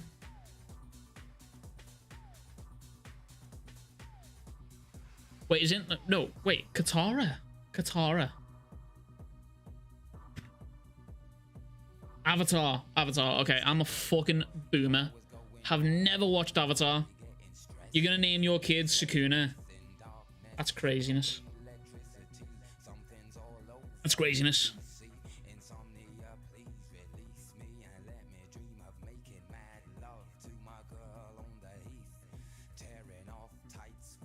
I'm gonna give my kid a normal name, like James. I don't know why. But if I have the name in my head for a boy. If I have a boy, I'm gonna call him James. Always. And Haley's agreed with me already. She's on board with the name. She's on board with the name James. But I'd love to see another JJK movie with you there at the forefront, showing them study overseas, meeting all the foreign case users. I think that's gonna come back at some point. I think that's gonna come back. Yo, Yavi, take care, brother. Appreciate you being here. It's been a fucking good one. I think Yuta studying overseas is gonna come back at some point for sure skis. Just how, I'm not sure. If I get a twin, if I get twins, I'm naming them Gojo and Geto. So, do you know what's funny? Right. Fun fact time, right, about Dynamic Weeb's genetics here is that apparently twins skip generations, and my mum's mum was a twin. I think. Could be wrong with this. I need to fact check with my sister, but I'm pretty sure I always remember my mum saying that her mum's mum was a twin, which means if that skips a generation, that means that it's gonna be it could be me that has twins, which is crazy as well, because my sister has 3 kids, and all of her kids, like, genuinely, you couldn't, like, when they were younger, you couldn't tell them apart. They all look identical. Even now, they are, like, very, very, like, strong genetics. Like, could be considered twins if they hadn't been born so far apart. So, here's me being like, oh, yeah, just one kid will do. Bam. Twins. Crazy. Which would just be just my luck. I could see that happening. If I have a boy, I'll name him Junior. If it's a girl, I'm not naming him. You're just not going to give it a name. Just going to leave them as them. So your grandma. Yes. I made that more... Yeah. No. Benjamin. Yeah. I made that more complicated than needed to be, but yeah, you get what I'm saying. Anyway, chat, listen, I need to go pee-pee. Give me 1 second, okay? Appreciate you all being here. Give me 1 sec.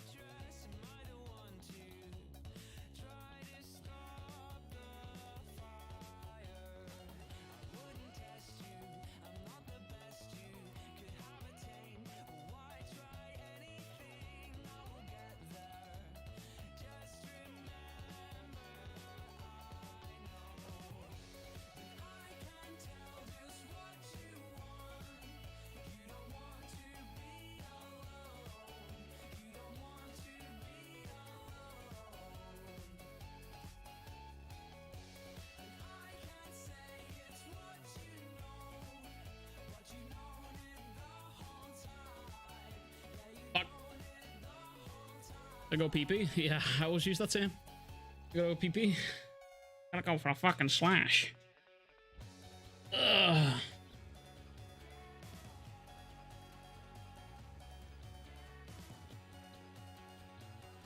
I'd probably give a name and also a normal name, like Nanami, Junpei.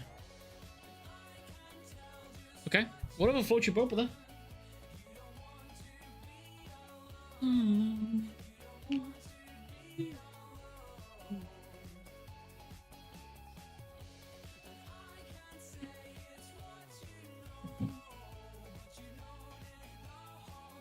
Just a weave, you gotta watch the OG Avatar. Thing on Ghost Quarter. Yeah, I keep hearing that Avatar's coming back. By the way, chat, does anyone know if whiskey and lemonade goes nice together? We're about to find out.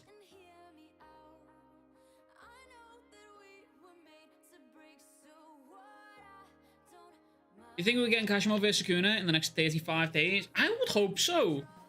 So like I said in the streams just before I went away, I said what I could see happening is the team forming a plan and Kashimo just being like, yeah, nah, fuck that one.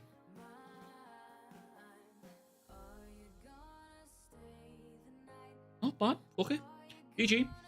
I name my kid John Jones. If he's not the GOAT, then that's proof JJ sucks. Hey, did you see he's looking to retire, by the way? He says he's got one more fight, he reckons, against Stipe. Crazy.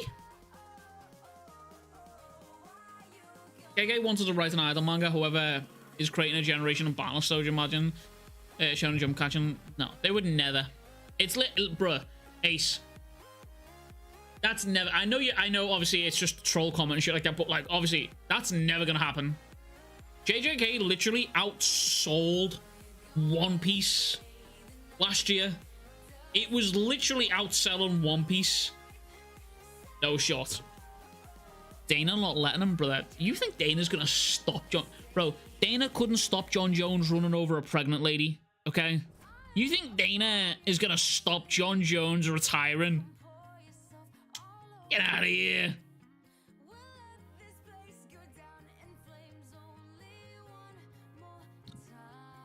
Gojo ain't letting Kashimo fight Meguna. He might have a choice. What is this? Oh, it's my headphone. I'm fucking so brain dead. Heavyweight's already screwed without Nagano. If Jones leaves, then Heavyweight's doomed. But the UFC will find someone else. You know what I mean? It'll happen. Okay, no, well, Kashimo was like it. Let's see where you go. Kashimo will be gone with the Thunderclap. Imagine though. Pardon me. I meant early. Yeah, no, that's true. That's true. Gege genuinely was going to keep you. Gege's plan was to kill Yuji in case the series wasn't doing that good, which I think was crazy. But he's still done it anyway. Even though the series was doing good, he still killed him.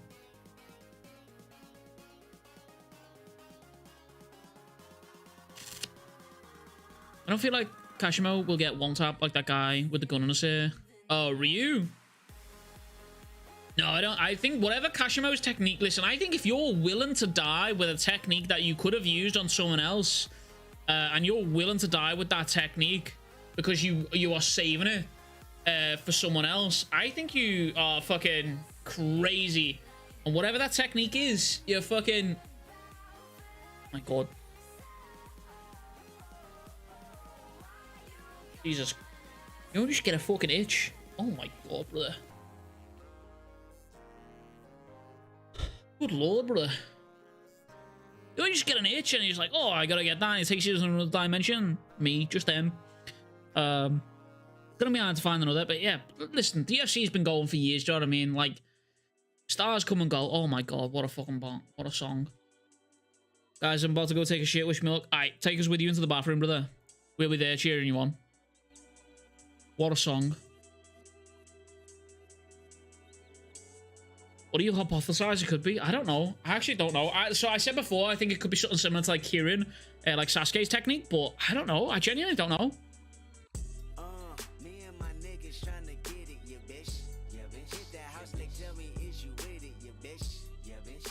Home invasion was persuasive. From One of the greatest songs of all times, man. Ooh-wee. One of the greatest songs of all time. Hurry that shit up!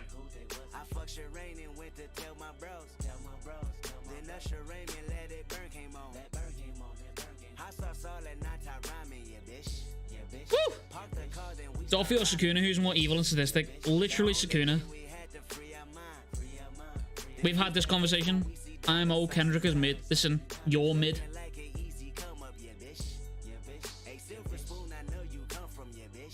Woo! What a banger.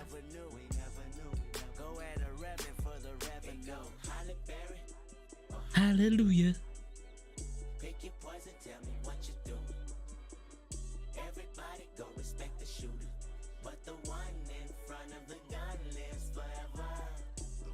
What a fucking banger, man. Oh, out a nut. Yes, but I don't enjoy his other work. That's fine. You can enjoy the song. Listen, you can enjoy a song from an artist and still think that artist is good. Crazy take. I think Kashima would just wait until Gojo was fighting Sukuna to steal the kill. No. But you have not been paying attention. You think someone is literally... Okay, Maurice, let me put it to you this way. You think someone as honorable as Kashimo, who would have died with that CT intact and not used against Hikari, he was ready to die and wouldn't have used that? And bear in mind, that technique could have killed Hikari. For all we know, he was ready to die because he wouldn't use that technique on anyone else other than Sukuna. I'd rather listen to some MF Doom or Childish Gambino, brother. Listen, I respect both of those artists, but having them both in the same sentence feels fucking crazy to me. I love Childish. I do love me some Gambino, but having MF Doom and Gambino in the same sentence is crazy. Crazy. Kashimo's getting us 1v1. Yeah, no, I think he is. I hope so. Well, I hope so. It's too hyped up. Well, I don't think it's hyped up, but it's just there. You know how I'm gonna put it to you? I don't think it's hyped up. I think the fans have hyped it up, right? Just narratively, I don't think it's hyped up. Because narratively, the technique's been literally mentioned once, and that's it. It's like, that's not hyping up. Do you know what I mean? It's not building up. Do you know what I mean? It's crazy. My music taste is very diverse. I mean, everyone's music taste is very diverse. Do you know what I mean? But like, I still think that's kind of a weird. I don't know. I think just seeing them two in the same sentence is kind of weird. Kendrick is literal GOAT. No one compares. Let's stop it, you guys. Hold up. Listen. Biggie literally exists. Okay. As far as I'm concerned, Biggie literally exists. So I don't want to hear it. When you're talking about GOATs, Biggie literally exists. What's good, Greedy? Welcome in. How do you think Yuta stacks up against Kenny or 15 Fingers Sukuna right now? Against 15 Fingers Sukuna, I don't want to see him in a 1v1. I think he just gets absolutely fucking railed, brother, if I'm honest. Against Kenny, though, I think the way Yuta stacks up against Kenny is the same way I view Gojo and Sukuna right now. I think it could go either way. Oh, man, hyped up as he's been waiting to use. He's waiting for this Kashimo to use it. Yeah, oh, yeah, sorry. No, I understand now. Eminem is your GOAT? J. Cole and K-Dot and Wayne are my big three right now. I don't know what. Do you know what? I don't know what it is. I love, like in terms of rap, I always go back to Biggie, Run the Jewels. Who else? Can't think of a third, but in terms of rap, the two major ones that I go back to all the time is always Biggie and Run the Jewels. I'm a big fan of Run the Jewels. I don't know who I would put in for my third there. I don't know who I'll put in for the third there. Let's just say Eminem just for good measure. But yeah, Biggie, Run the Jewels, Eminem. They're my top three for raps, as far as I'm concerned. I don't really have a GOAT or a favorite artist I listen to, many different genres, all kind of. Yeah, same. I have like pardon me. It's just like a mood thing. Do you know what I mean? Like, my music can just go from pure sad boy vibes to pure let's fucking fight an entire army vibes. Like, yeah, last night I was listening to fucking Bring Me the Horizon. No surprise. tattooed goth with fucking beard, you know what I'm saying? Woo, shocker. Have you realized in JJK rematches, the person who lost first wins the second? Just bring my car back, man. I called in for another Wait. appointment. I figured you weren't gonna be back here on time anyway. Look, Who we had rematches between? I want to get out the house, man. This man is on one. He feeling good. Am I fucking... Okay, Envy. I do like Wu-Tang as well, by the way. Wu-Tang are gas, by the way. Look, listen to him. Hold up. Bro, am I fucking tripping bollocks here? Who the fuck... Who's had rematches? See, as hell. You should try listening to City Morgue then, Andy. You like them a lot? Alright. Yeah. I'm always down for some music, some new music. I like this song. This song's a gas one, but I don't like the intro though. The first minute of this is like a fucking skit. Like,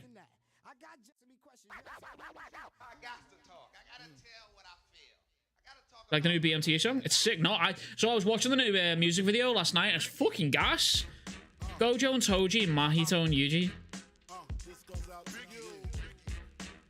Yeah. Okay. Okay. Okay. Okay. Yeah. No. Okay. Okay. Yeah. I feel like. And soon Geto, Yuza, and Sukuna Gojo. Jerome, thanks so much for the 35 Jerome schmeckles. Simons donated 35 South African rand through Super Chat. Will Gojo and team spend entire time training until December 24th? What do you think happens between now and then, even on Shukana and Kenjaku, SN? Kenjaku.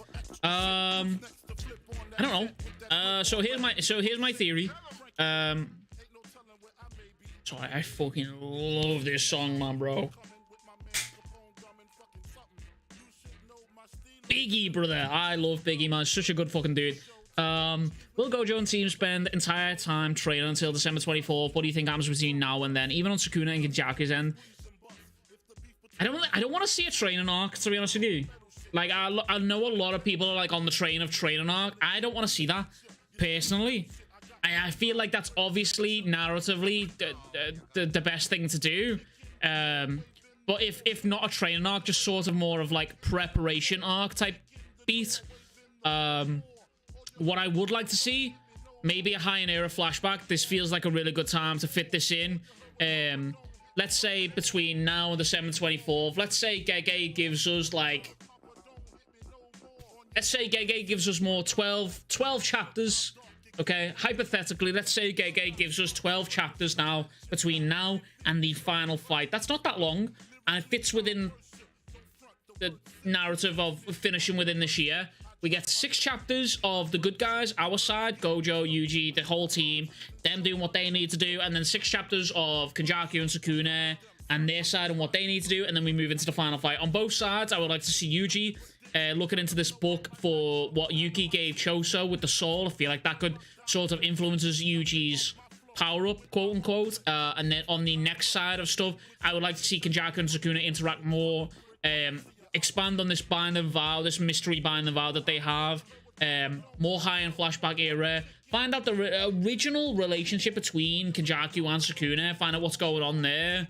Again, like, I think it's crazy, do you know what I mean? Like, as I've said this many times, and I'll say it again. I don't think Jujutsu right now cannot really be predicted. Like, week by week, it is just, you are really left in suspense, and whatever you are getting this week, you're fucking getting, and it's either gonna hit hard and fast, or it's gonna put you asleep. You know what I'm saying? Yeah, that's me. Ooh, I just scratched my tattoo.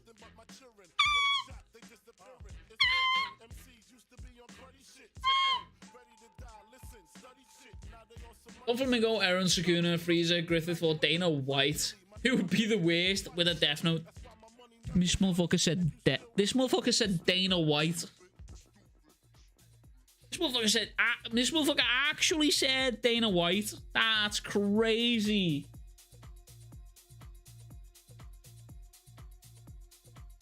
Yo, what's good, RPT? Welcome back, brother.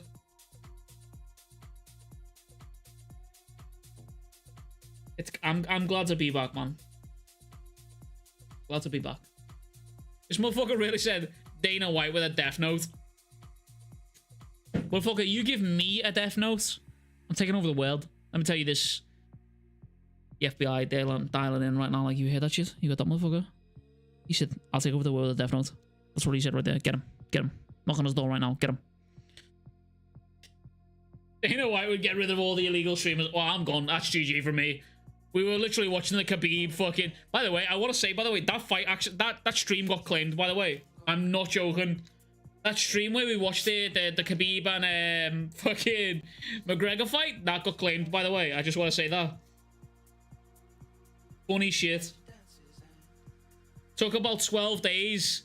It wasn't a copyright strike. It was a claim. But it took about 12 days. Which means it's not like automated for the UFC.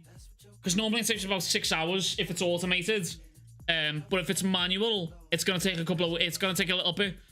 But like about 12 days after it, crazy. Just tuned into you screaming. Good to see you again, Weeb. To Daiwa, welcome back. Pleasure to have you, brother. Told you, bro. I don't care. Listen, I've always said I don't give a fuck about the revenue from the streams. I don't care. I don't care. The streams are for the fucking vibes and for the chat. I don't care about the revenue from the streams. If they claim them, I don't give a fuck.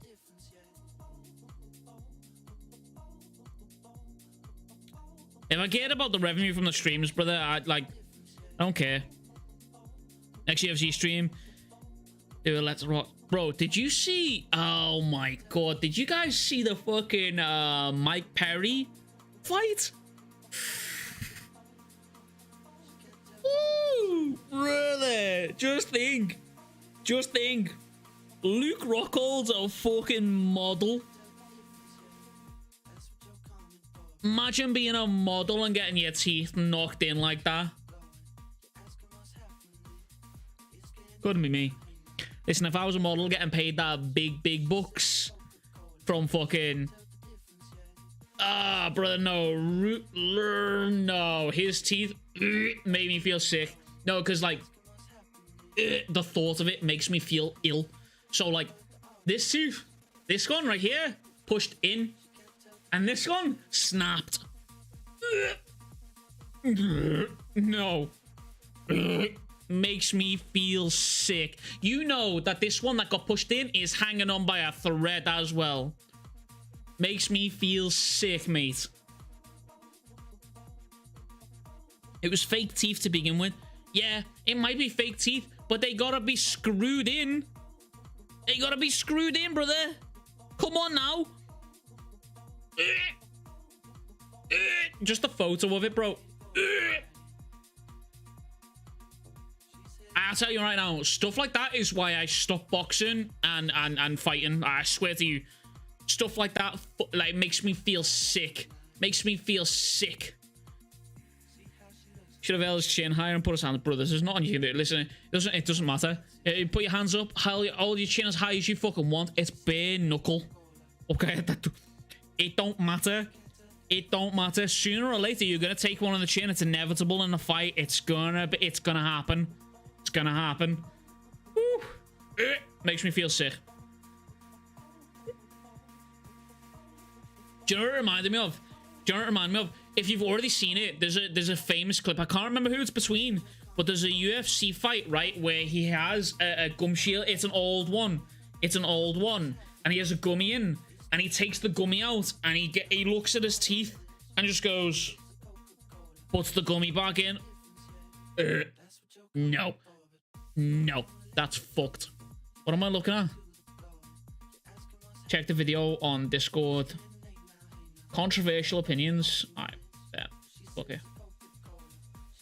Time to get claimed by UFC. This is a 16-minute video.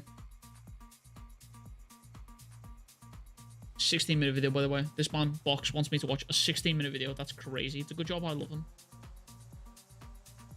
Hello, it's me.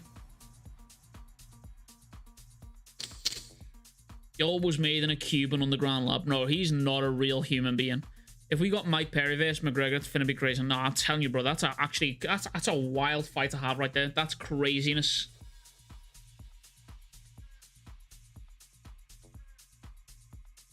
Alright.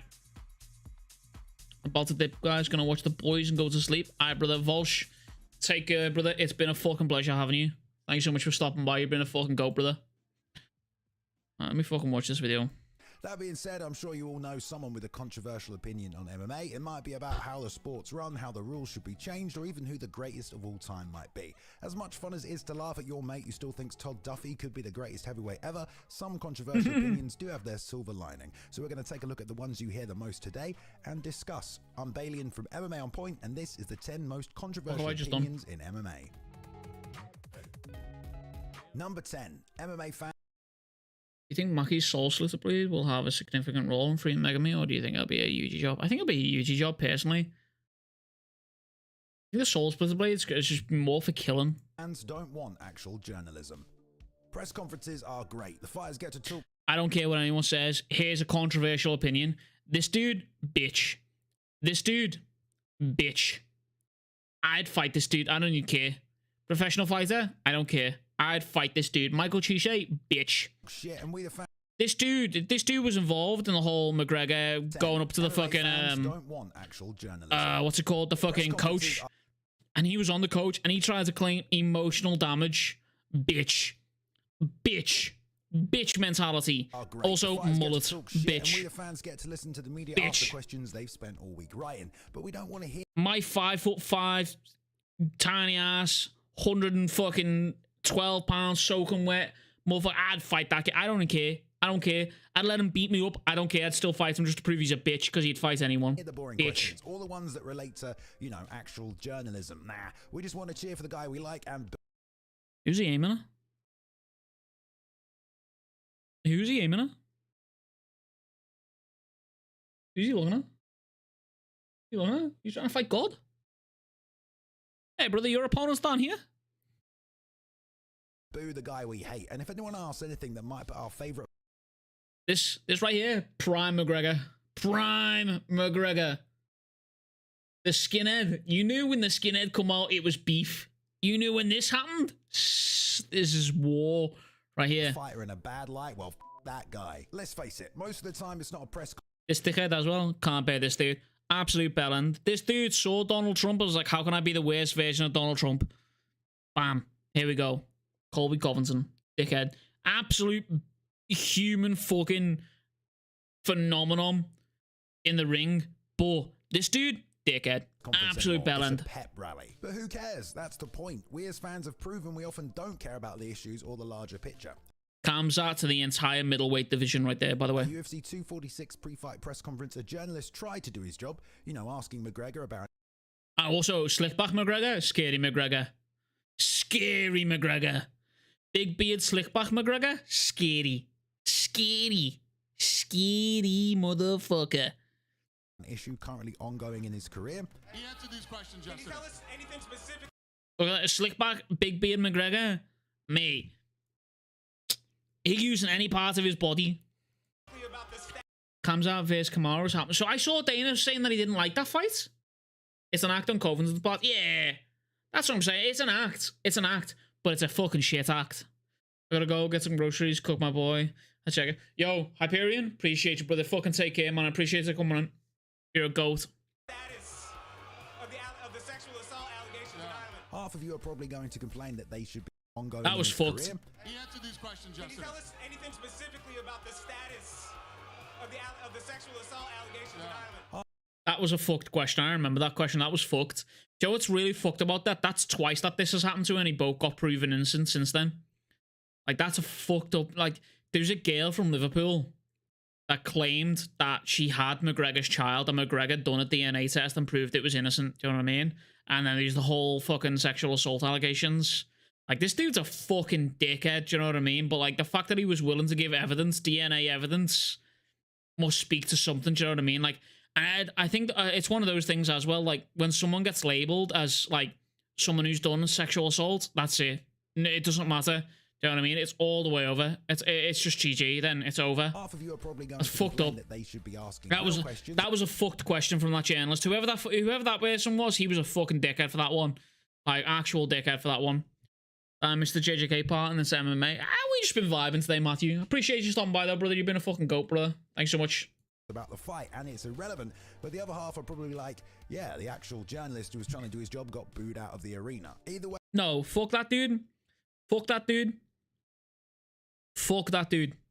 If you're a journalist and you're going to an MMA press conference, it should be MMA questions. It shouldn't be outlying stuff like that. the point still stands. We as fans often don't really care about anything other than the fight itself. John Jones was asked by Isabel Kostick, how come this is the third time we're actually taking focus from the fighters and the fights and talking about what you have in your body, whether it's a picogram or a pictogram? Why have you See, now that's a relevant question. That's relevant. That's relevant to MMA. That's relevant. Positive. Next question, please. Thank you. woo, round of applause everyone. Yeah, screw that. That's relevant. That's a relevant question. Keep it to fucking MMA questions. Journalist, am I right? You see, there are tons of fans who don't really care about the details, the controversies, or the picograms. They just want to see their favorite fighter in there causing violence. Everything else might as well be a moot point. It's like a cow's opinion. Doesn't matter. Number 9. We're not in the money fight era. We always have been. Just because Kamaru lost to the better man doesn't mean he's in his prime right now. Wait, hold up. Wait, you don't think Kamaru's in his prime? I'm a virgin. I always have been. Hey, Dana. Oh my god, chat. Here's you. Era, we always have been. Chat, this is you. I'm a virgin. I always have been. Hey, That's crazy, chat. Crazy. Praying for you guys, Dana, chat. how about some matchmaking based on skill set and performances rather than what sells the most pay-per-views? Well, actually, the business has kind of always worked like that. The money era, as we know it, supposedly began with the rise of McGregor, including his fight with Floyd Mayweather, and after that, the popular opinion is that the UFC became about getting the biggest payday rather than fighting the #1 contender. You could look at Conor vs Dustin Poirier, Bisping vs GSP, Usman vs Masvidal 2.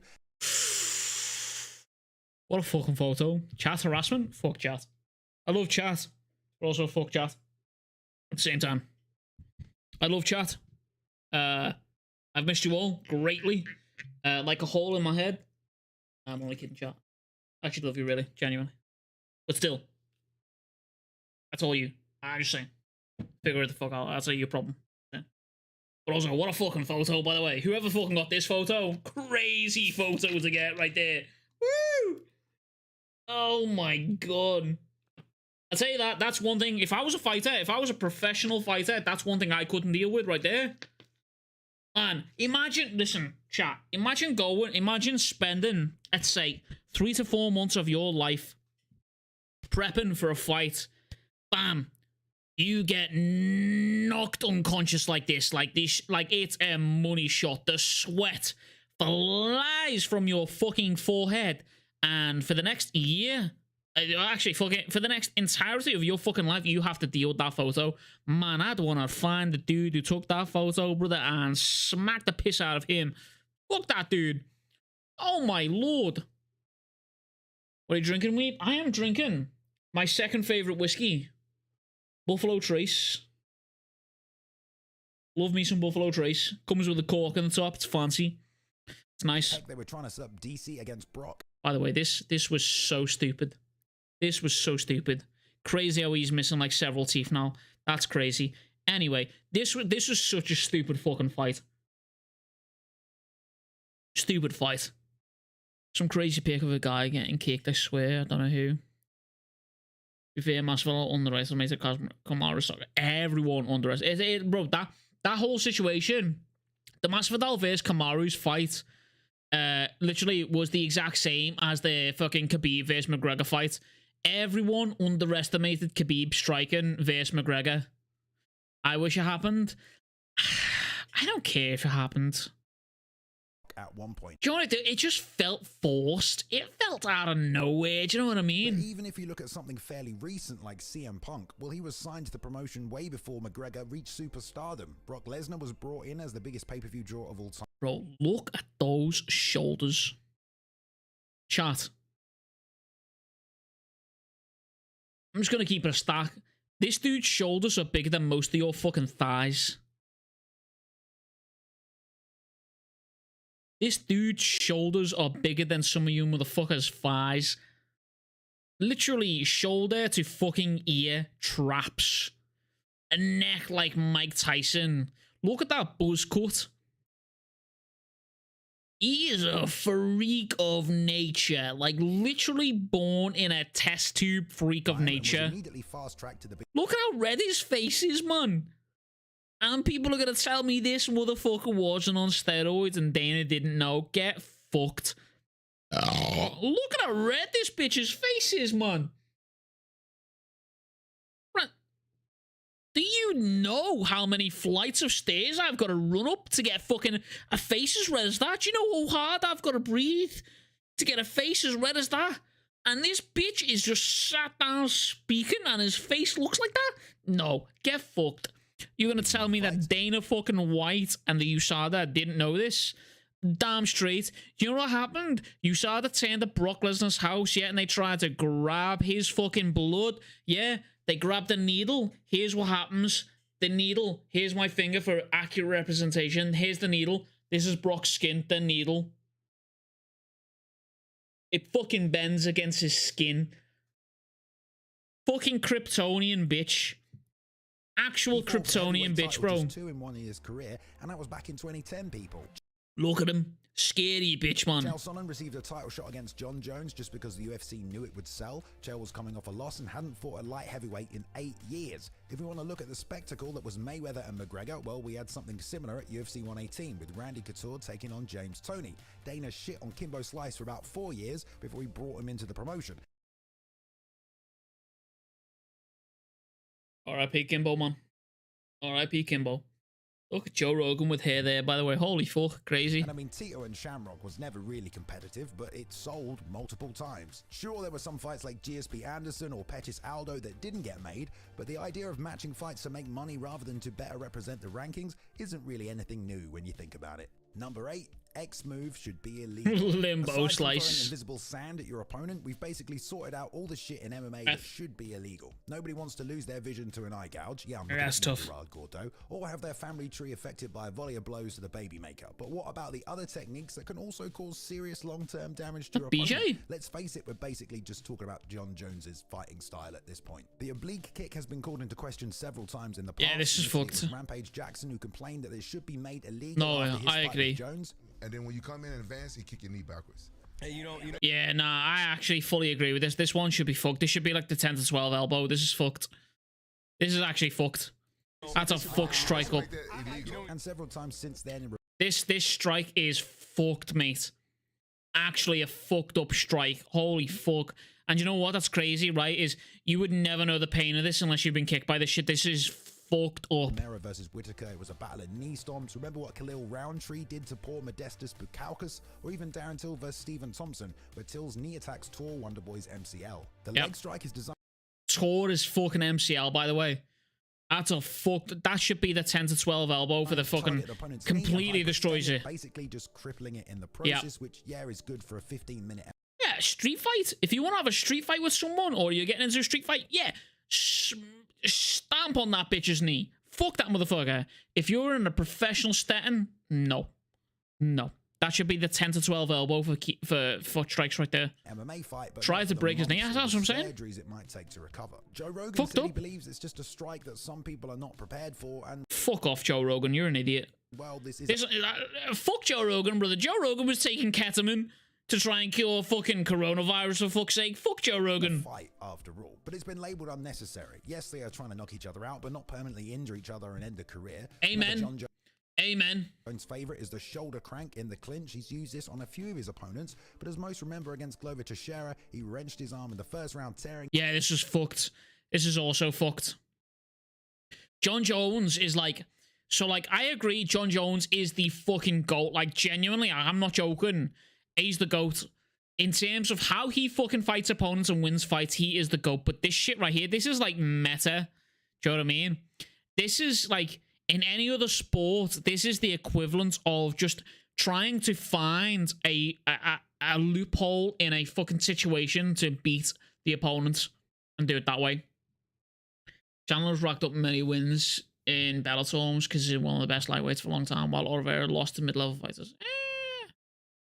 I mean, yeah, but like you also have to look at the same time as well. Like fucking Chandler racked up many wins in Bellator. Do you know what I mean? And Bellator is, I know it's memed and stuff like that, but Bellator is sort of like the UFC retirement home. Do you know what I mean? Yeah.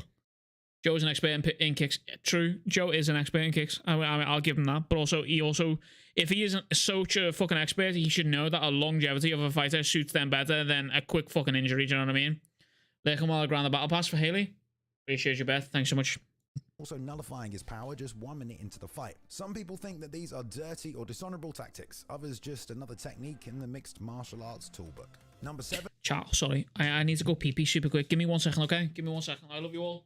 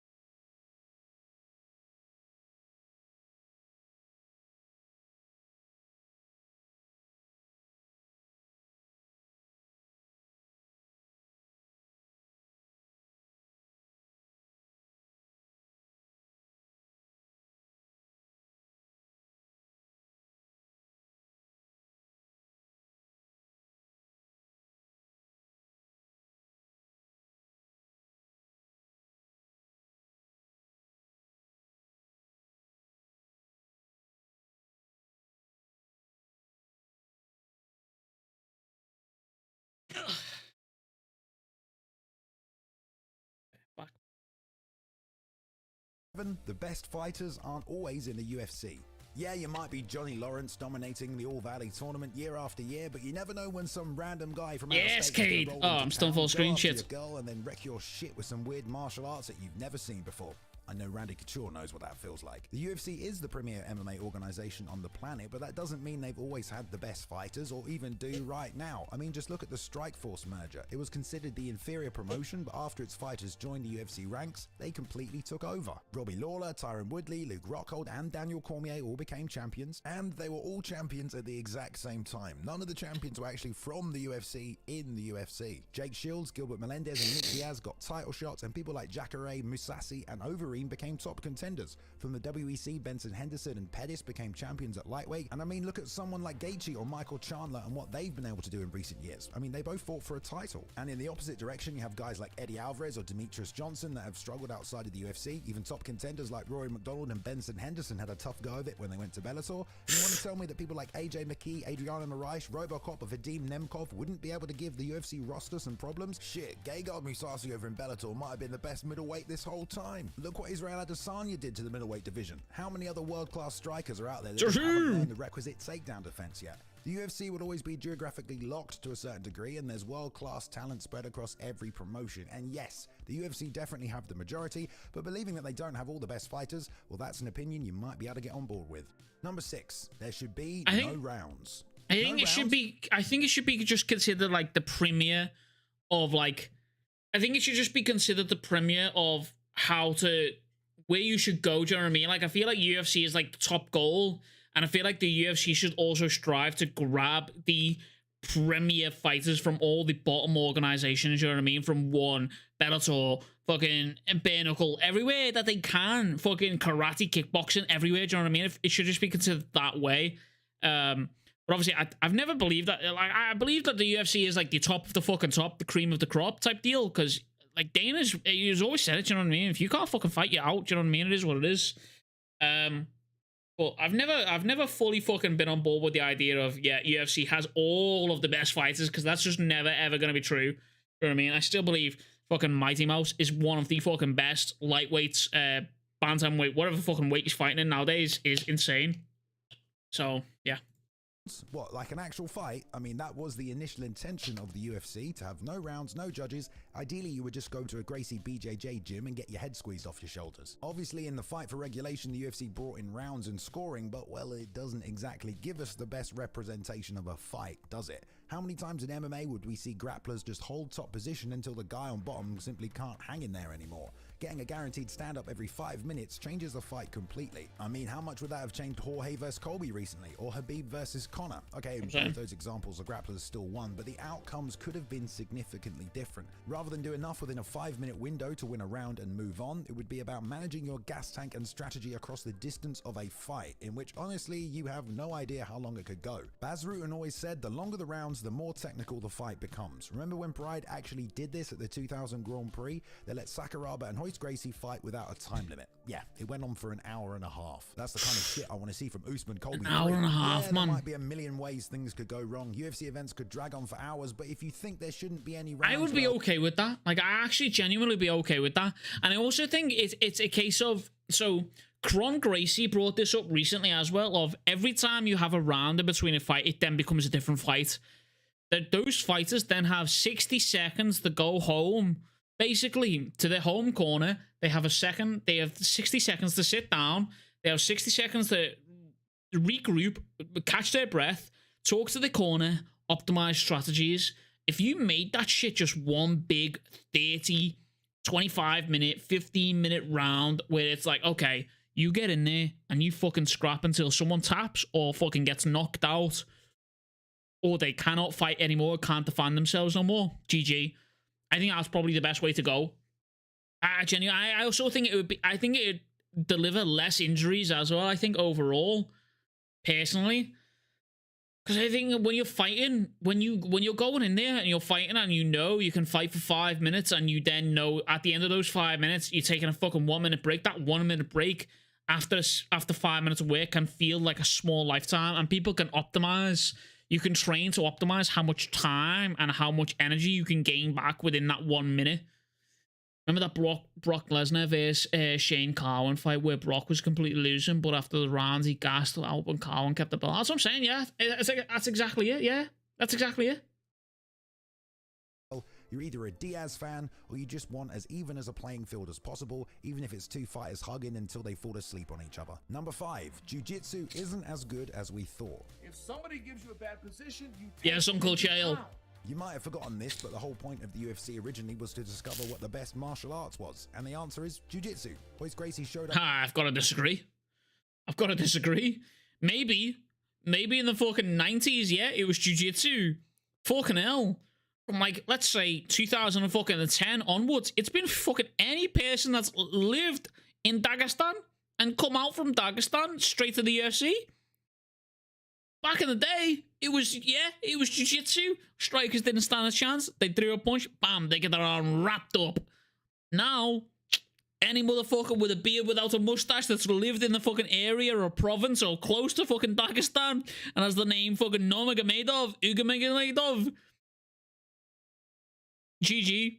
Up and dominated the first couple of shows, wrapping his legs and arms around people's necks and making them understand that their black belts are just for show. But even then, it only took a few events before everyone started blending jiu-jitsu into their skill set, and boom, mixed martial arts was born, proving that, yeah, jiu-jitsu is possibly the superior art all by itself, but against other trained fighters, it wasn't always enough to get the job done. I mean, the idea of a pure jiu-jitsu practitioner has all but died out in the sport's modern era. The closest thing we had recently was Damian Maia, who was shut down by his last 3 high-level opponents, or Ryan Hall, who's shown the weaknesses in his own system, and that blending his striking into his Imanari roles just makes everything a little bit easier. Even shortly after the only other singular, like, I'm not joking, the only other singular actual martial art that I have seen someone successfully pull off inside of the UFC in a mixed martial arts setting is karate, and that his name was Stephen Thompson. I'm not joking. Like, genuinely, outside of wrestling and jiu-jitsu and karate, those are genuinely like the top 3 in terms of mixed martial arts right there. Name me another fucking martial art that comes close to those 3. Like, Stephen Thompson was a fucking demon to get close to. Karate, yeah. He was a karate kickboxer.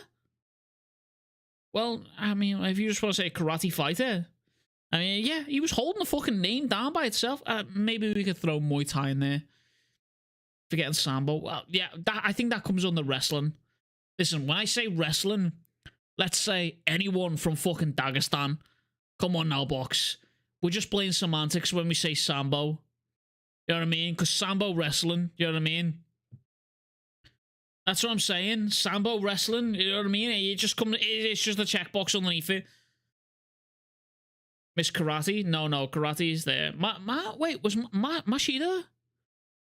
Mashida? Yeah, no, Mashida was fucking Karate, wasn't he? Leo Mashida? He was Karate. Or am I fucking tripping bollocks? Because Mashida had a fucking solid karate front kick on someone.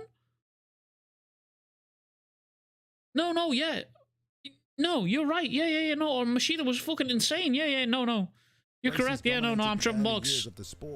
And Thompson as well, yeah. In Japan, he became known as the Gracie Hunter, using his blend of catch and pro wrestling to work out and beat the unstoppable. Sorry, I'm saying I'm very stoned. No, I'm just fucking. No, listen. Stashu, Taekwondo. Name me a good Taekwondo fighter who's been a genuine problem in the past 10 years. You can't. Big Nog was a legend in Pride and at heavyweight in MMA and had the best jiu-jitsu on the planet, but the Sambo guy Fedor just smashed through him. Sambo. I mean, he hasn't got a beard that's missing a mustache, but you know what I mean? Let's be honest with you. Fedor. And most likely not having trained a day of BJJ in his life. Even now, we're kind of at the beginning of the Sambo takeover. We saw what Habib did and look at all these fighters now following in his wake. Oh, look at that. A fucking beard without a mustache. Crazy. I had a tier system, I would 100% put BJJ in the S class for its use in MMA, but it's not the Thanos-slaying unstoppable death snare that we had originally thought. Or at least that's what some people will tell you, if that's their opinion. Yeah, until Cam's out fucking arrive. Classes aren't as entertaining. In my book, incorrect. Violence is violence, whether you're Tony Jaa kicking out lampposts and flying elbowing people. Samu's top one if you include... Hey! Oh my god, hold up. Yeah. Where's the figure? Hey, is this fucking Jorge Masvidal? Fucking that's good. Let me get rid of the chat box. Hold on. Lighter weight classes aren't as entertaining. In my book, violence is violence. Wait. Watch this next scene. This is fucking Masvidal versus Ben Askren. Kicking out lampposts and flying elbowing people. Violence, whether you're Tony Jaa kicking out lampposts and circa 2000 Ben Askren Jorge Masvidal. Oh, that's crazy. Hey, Jorge Masvidal's got a tattoo on his chest of him knocking the fuck out of Ben Askren. Imagine getting knocked out that hard that you get a tattoo on your chest of that bitch. That's crazy. Midsection. But when it comes to MMA, you'll hear many fans tell you, dude, I'm just not into the smaller weight classes. Apparently, a few people have a complex where they don't want to watch someone smaller than they are beat people up in a cage. Oh, wait, hold on. Hang on. Let me fucking get this tattoo up on. I don't know if you've ever seen this shit. Oh, brother. Look. He's got a fucking tattoo on his fucking chin. Oh. Oh, fuck off. Get off me. Bro. Look at the fucking... Can you see that? Imagine knocking someone out so famously that you get that shit tattooed to you. Look at this shit, brother. Oh my god, he's even got the fucking infinity stones around it as well. Oh my lord. Look at that shit.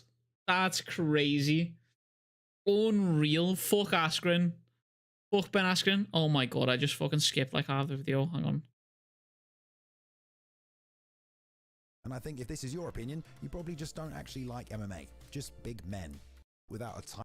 Hang on. Wrapping his legs and beat the unstoppable martial art. Big Nog was a legend in Pride and flying elbowing people, or Arnold Schwarzenegger slamming a sword into someone's midsection. But when it comes to MMA, you'll hear many fans tell you, dude, the amount of hate though. Weight classes. Apparently, a few people have a complex where they don't want to watch someone smaller than they are beat people up in a cage. I suppose in some weird alternate reality, they feel if they're bigger than the MMA athlete. What the fuck is going on here, man? They could beat them up themselves, which honestly sounds like a reality TV. Fucking Rago. This is Rago. Fucking what's his face in the power scaling channel program. I wouldn't mind watching. It's not like that argument doesn't have some grounds. I mean, the UFC themselves had a lightweight division, but got rid of it for several years after Jens Pulver left and BJ and Carl Uno. Just think, if the lightweight division never come back, Conor McGregor would never have been a thing. To a draw, but there just weren't any stars and the UFC didn't feel like it was marketable. But these days, the lightweight classes have some of the biggest stars in the sport. Just think about that for a second. Nate Diaz, bantamweight was repeatedly called the most entertaining and this tattoo, by the way, I actually fucking genuinely love this tattoo. I think this tattoo is sick. Like, the colors in that tattoo, I think, are fucking gas. This hair, though, shit. Get rid of that, mate. Like, honestly, like, if I was Sean O'Malley, I don't give a fuck. Like, if Sean O'Malley could choke me out, I don't care. I'd get choked out telling him to get rid of that. Like, brother, if I was his boy, I'd be like, listen, man, I'm going to tell you something. You can smack the fuck out of me out of it. You can choke me the fuck out. But listen, get rid of that fucking hair, mate. That's a joke. Throughout 2021, people like Peter Yan, Corey Sandhagen, Jose Aldo, these guys don't know how to put on a boring fight. Scary motherfucker, this dude, by the way. You could also lump the women's divisions in with them, saying that they aren't entertaining either, but women's strawweight might be one of the most I love this person. Yo's Ramen Nunes. Entertaining weight classes in the sport. Joanna vs. Wei Li won fight of the year. This was an insane fight, by the way. This was an insane fight. Oh my god, man. Look at the fucking... Mate, this kick aged this motherfucker 70 years. Holy shit. The hair makes him special. No, his striking makes him special. The hair is just a distraction. We put out a video 4 years ago on why Demetrius Johnson isn't popular. And well, there were a few of you in the comments. Because he couldn't promote a minivan to a soccer mom with 6 kids.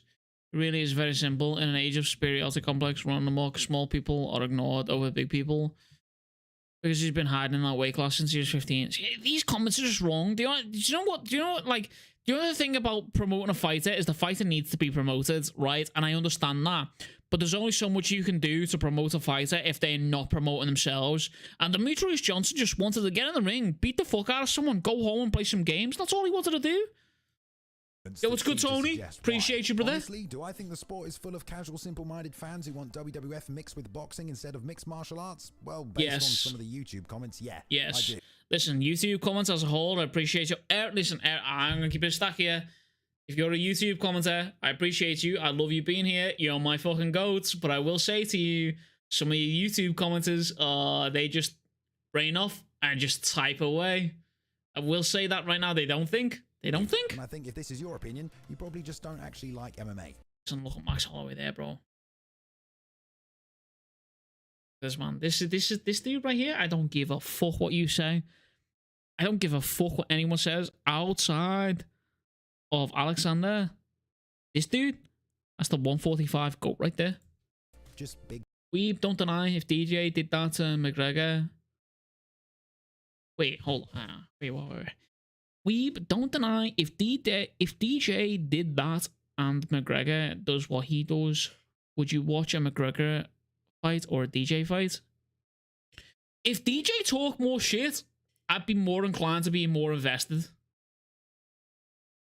You know what I mean? Like, I'd be better. I love shit talk. I love that. Do you know what I mean? Maybe it's the Western bitch in me. Do you know what I mean? But, like, I fucking love some shit talk. Big men. Pretty superficial, if you ask. Is that comment directed at the video you're watching or just in general? Both. Both. Bro, honestly, both. Like, as a YouTuber myself, let me tell you, I've seen some dumb shit come through my fucking comment section, you know what I mean? Let me tell you, brother. It's me. Number 3, fighters wouldn't make good officiators. This is also true, by the way. New here, you might think the recent discussion about fight scoring and judging is a good sign. McGregor is more entertaining overall, so of course people want to watch him. That's what I'm saying. That's what I'm saying. Like, I love DJ. DJ's a fucking insane fighter, but if DJ talked the shit and promoted the fights the way McGregor done, DJ would be way bigger, as far as I'm concerned. Way bigger. And the transfer between UFC to one championship wouldn't have been a thing. I meant if DJ is the way he is, like, playing and being boring, would you choose to watch his fight or a McGregor fight because it shows the reasons he's unmarketable? He's still a GOAT. No, yeah. Oh, pardon me. I'll probably still watch a McGregor fight. Because at the end of the day, it feels like some fighters are fighters because, listen, I'll keep it a stack, and I've said this plenty of times. Sometimes you end up becoming a fighter because you aren't really that fucking smart, but your body moves really fucking well, and you can think really fucking fast in situations that the average person cannot think in, right? But academically and, you know, common sense wise, you aren't really that fucking smart. So maybe DJ is in that fucking position where he isn't really that fucking smart, and he just doesn't have the fucking kind of wit to shit talk someone, do you know what I mean? Like, McGregor was the best of both worlds. McGregor in his prime could shit talk the fuck out of someone, beat them the fuck up the next weekend, and carry on. Some fighters just don't have that. Do you know what I mean? Some fighters are really entertaining to watch, but to sell a fight, it's boring to watch their press conferences. For example, any Nick and Nate Diaz fight, for example, both incredible fighters to watch, really entertaining, but watching their press conferences was a fucking boring snooze fest, man, because the pair of them are fucking brain dead. McGregor sells the fight and makes the crowd leave happy. DJ does half that. That's what I'm saying. Yeah. That's what I'm saying. Like, I wish fighters realized what McGregor was doing was the blueprint. Do you know what I mean? It's the blueprint. It's like you talk shit. Well, sorry to tell you, we've basically been having the same conversation for 20 years, and yeah, things probably aren't going to change anytime soon. One way a lot of people have suggested to improve things is to bring in ex-fighters as officiators, refs, and judges. They've been in the ring, they know exactly what a fight feels like. There's a lot of good points to make. Even Dana White agrees, but some people have the opinion that they might cause more problems. No, fuck this. Journalist Dave Meltzer came out last year and reminded everyone that, yeah, in theory it sounds great, but if you actually look at the track record of fighters who've taken up officiating positions, well, they've generally done a pretty bad job. A couple of examples: Jeff Malott famously reffed the slaughter of Joe Warren at the hand of Pat Curran and had no problem letting that one go much longer than it needed to.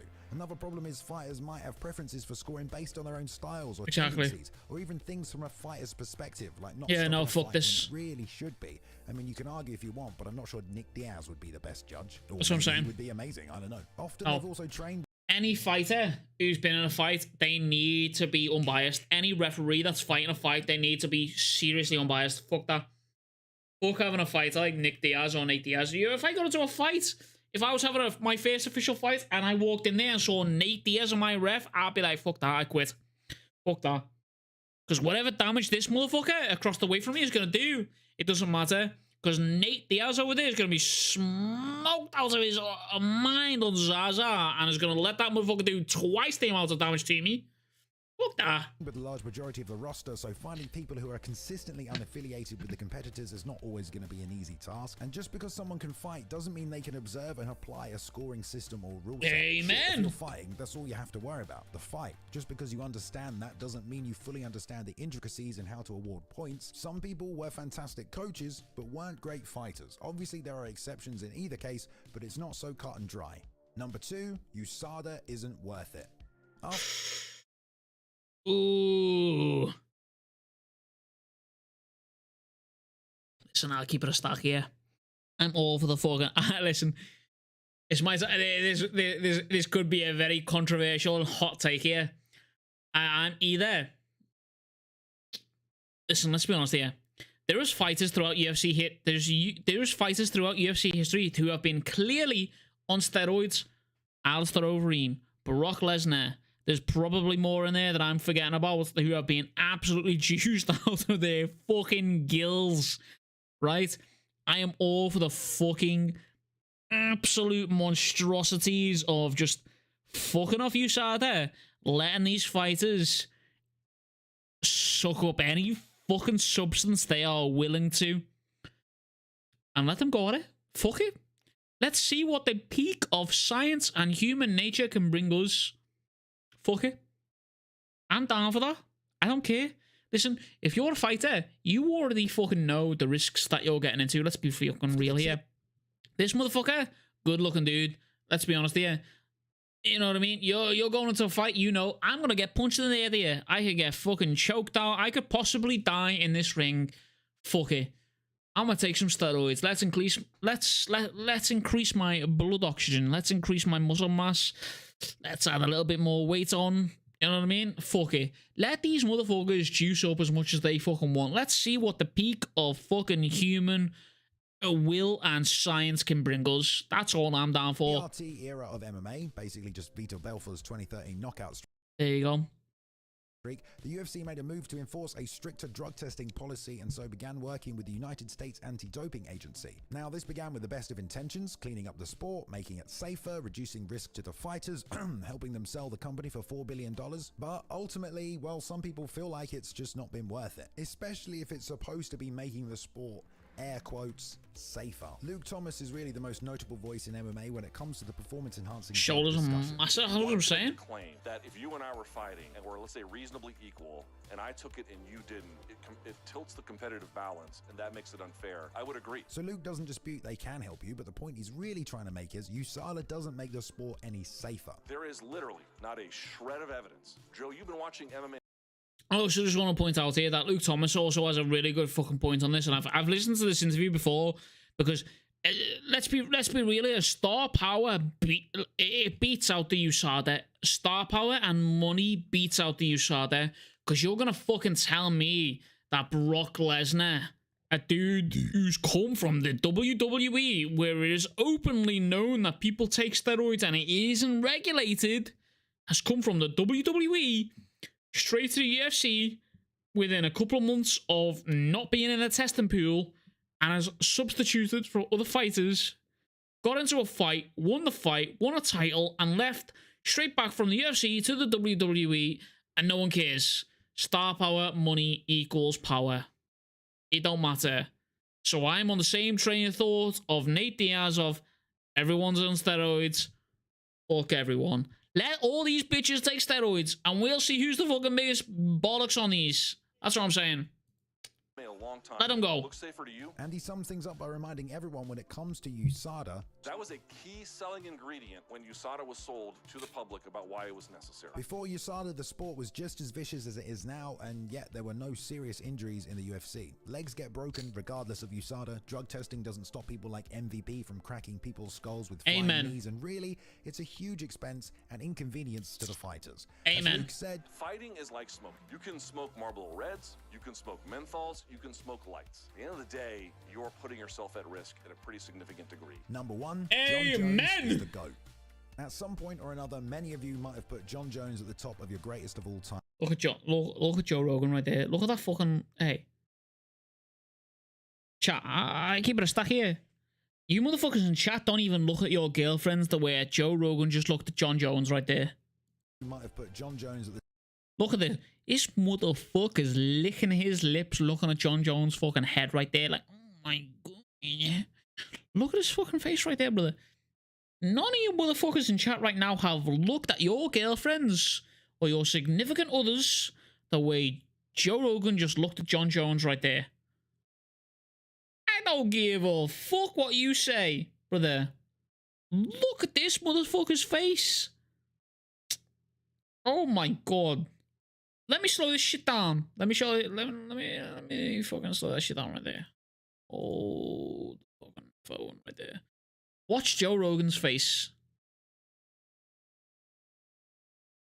Fuck off, bro. I just fucking clicked off the wrong fucking thing, man. Bollocks. Fuck you, bitch. This one. This one. John Jones. Look at his fucking face, man. Jones is the GOAT. At some point or another, look at his face, man. Many of you might have put John Jones at the top. Look at that shit, man. Greatest of all time. Look at him. He's staring at John Jones' face like, my god, I'd pay ridiculous money for you to let me lick that bald head of yours, man. Look at him, brother. Bliss. Sure, there are... Crazy. Crazy. Joe licking his lips, staring at John like, that's what I'm saying. Joe's got a thing about black dudes. Look at the way he praises John, Izzy, and Wilder right after. Yeah, true. He's after that Oreo stack treatment. For the strength of Jones. Hey, let's be honest here. Fuck this kid, by the way. Fuck this kid, by the way. This kid is getting railed right now, by the way. This kid is the definition of rat. This kid is getting railed. I don't know if any of you are up to date right now, but this kid is trying to claim that he was the main proprietor to McGregor's fucking whiskey, and McGregor's just like, yeah, nah, mate, I don't believe it. And honestly, I don't believe it either. You're gonna try and tell me that a fucking dude who was from Ireland, who was making millions, wasn't approached by someone else earlier on down the line, way before he met this bald T-Rex ass motherfucker, and said, listen, you're Irish, you could make a fucking killing in whiskey sales right now. And this motherfucker with the shortest arm reach ever is gonna turn around and say, yeah, I'm the one that gave Conor McGregor that idea. Crazy. And I'm just gonna say as well, by the way, this dude is the precursor right now. Conor McGregor flew from Ireland, right? He flew from Ireland to New York to fight Khabib for this motherfucker, just for him to turn around and sue him over proper 12. Could you imagine, brother? Oh my fuck. I'll tell you what, if I was McGregor, fuck lawyers, mate. I'm having this motherfucker take off the map. Fuck this motherfucker. I just flew from Ireland to New York to go and throw a dolly at a bus because you got slapped up by 12 people and couldn't keep your shit together. Nah, brother, I'm gonna smack the fuck out of you for that shit. Nah, that's fucked up, brother. Oh my lord. You're gonna tell me that an Irishman who was way more famous before you were even on the scene, hadn't been approached for a fucking whiskey brand? Nah, you're crazy. His resume was just crazy. Pretty hard to deny. That and his incredibly high level of fight IQ. I mean, in just over a year, he beat 5 former UFC champions. That's kind of an insane 18 months. But instant after instant, not only called in to question his character, but eventually his MMA record, as in the space of 3 years, he failed 4 separate drug tests. Daniel Cormier was the first fighter to call him out publicly in their pre-fight press conference, calling into question. Conor even offered him a lot of money for his idea when the company started, but dumbass rejected money back then. That's what I'm saying. Like, this dude is a fucking dickhead. Like, fucking dickhead. Do you know what's crazy though, right? Is, could you imagine? So imagine when Conor McGregor was in his prime, there was a movement coach called Ido Portal, very prevalent in McGregor's early career, for how McGregor moved and how, pardon me, for how fluid he was. You can go and follow him on Instagram right now. Could you imagine that dude right now, Ido Portal, coming out and saying, I'm going to sue Conor McGregor because he is copying the way I move? Crazy. His entire UFC career in the process. And yes, I do believe he's done it. A long time. It wasn't like the rest of the MMA community hadn't given this some thought, but literally 2 days after this press conference, his urine sample tested positive for Turinabol, so USADA reduced his sentence after he provided substantial evidence in identifying other anti-dopers. Most people would have written Jones off entirely there, but an independent arbitrator named Richard McLaren found that Jones was apparently not intentionally cheating, and USADA's CEO Travis Tygart said that this was a strong reminder that athletes need to be cautious about the supplements they use. So this left people a little confused. The community was split, and frankly still is. Some said he was always using, some said that he didn't need to and it wouldn't change his fight IQ or performances anyway, and that regardless, his resume of achievements is undeniable. But if you're one of those people that's able to look past multiple failed drug tests and flags from your side, hey, the symbology of using him, fucking Daredevil, a blind superhero, is crazy for that statement, by the way. That's crazy.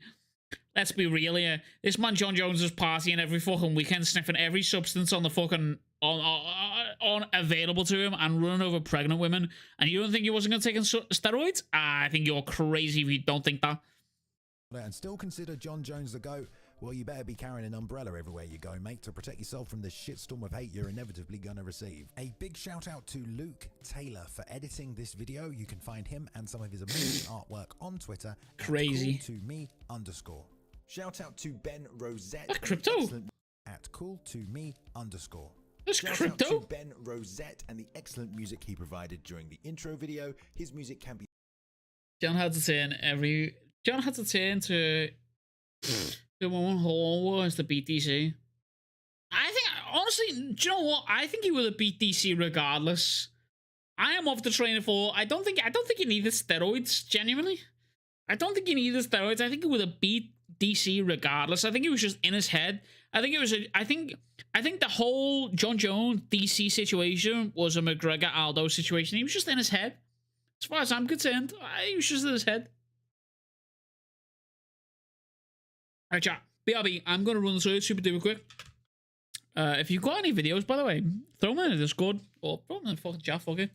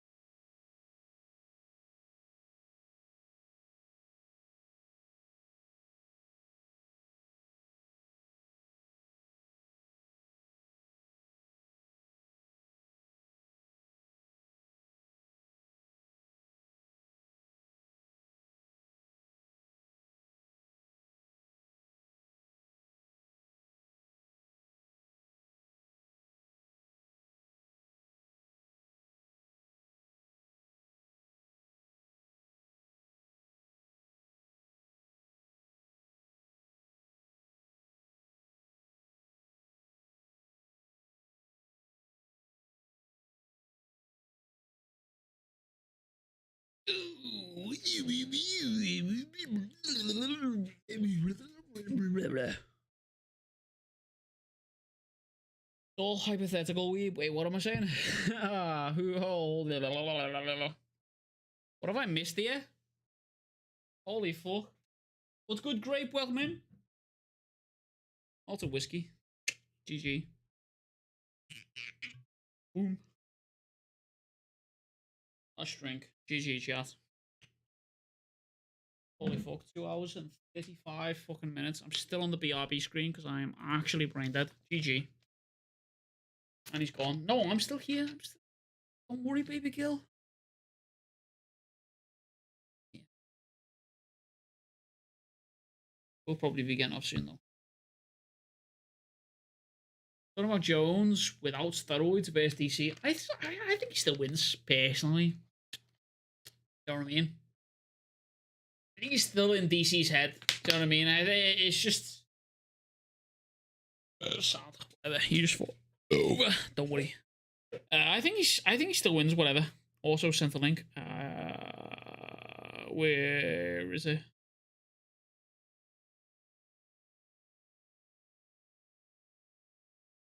Wait, is it in chat? Rendered? You did, yeah. It's right there. It's literally right in front of me. That's what am I looking at? Trash talk. Call this trash talk moment. Listen.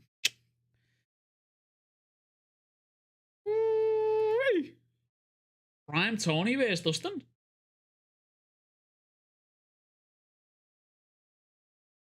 Ooh, listen, chat. Let me tell you. When it comes down to trash talk moments, right, there's only a few. There's like genuinely, listen, I'll keep it a stack with you, right? Americans don't have the trash talk shit, you know what I'm saying? When it comes down to trash talk shit, Europeans, English, Irish, Scottish, they've got the fucking best trash talk as far as I'm concerned. We watch your playlist? Can't share the confidential information. Sorry, love you. You don't want to mess with me, I'll probably take your girlfriend. It can quite literally make your career if you do it right. And on this channel, we've gone through the best of the best, as well as some of the funniest. Chelsea is a good one. I'm cheering you on, but I'm your cheerleader. Cheering anything. You know, I can see your chin flap. You're not cheering anything, bro. I can see your chin flapping. Oh, lad, you know what, right? If I was him, I would just grow a beard. Like, this dude is an idiot, you know, like, honestly, I just grow a beard, innit? Like, oh my god, like, if you're a dude who can grow a beard and you got a chin that looks like that, just grow a beard, lad. See your chin flap. It's your mouth, man. But today we're taking this exploration of trash talk in an entirely new direction. This video is all about those lines that made our blood run cold. Lines that were so frigid, it's amazing ice didn't start forming around the fighter who said it. I'm Tommy from MMA On Point, and these are the 10 coldest trash talk moments in MMA history. Number 10, George St. Pierre, UFC 124 press conference. Oh, so usually mate. GSP is about as intimidating as a golden retriever outside See the it chin cage. flapping. Even when he does engage in trash talk, it's usually nothing too heavy. Fucking hell, the mate. coldest thing you've ever said is Not impressed And by ask your him. performance. you're And not that exactly impressed by making your them shake in performance. their boots when you talk, but that's not what makes GSP or this clip so cold. Here we join St. Pierre at the UFC Unreal. 124 press conference for his welterweight title defense against Josh Koscheck. This was their second fight. They'd just done a whole season of tough together, and for the This motherfucker's got super noodles stuck to his head, like, I don't even know you hear it. fight, they'd just I bet you any money I punch his head near a crunch. His motherfucker got coca noodles tattooed to his head. I don't want to hear it. together, and for the briefest of moments, we got to see that dark place Oh, in mate. George's head when asked about whether he would fight Koscheck again a third time. I'm doing this job because I wanted to be the best. I don't want to be number 2. I want to be number 1. When I do something, I want to be the best of the best. But also, if I win against Josh Koscheck, when I'm going to beat him, it's going to be the end of it. It's going to be 2 times that I beat him. And if he has the same mentality as me, Josh Koscheck going to have to reconsider the career. Because if he wants to be the best, now he's going to lose 2 times to me. It's going to take a long time again before he go to the title, or maybe never again. So I'm going to beat him Saturday night, and it's going to be the end of it. I'm not going to talk about him for a long, long time. Jesus, George Koscheck has a family. This short clip is so awesome because it gives us a rare glimpse into the icy mentality of one of the greatest fighters ever, just days before he put on a clinic against the very man he was speaking on. Number 9, Jorge Masvidal's State of Combat podcast. Weak ass trash talk, man. I'm sorry. I love George. George, great. 100% love him. Great fighter. Loved him in Captain America Winter Soldier. Wonderful. Perfect fighter. George Koscheck looks like he's got fucking coca noodles tattooed to his head. I don't give a fuck. There are so many options that you can go for with his fucking dude's hair, do you know what I mean?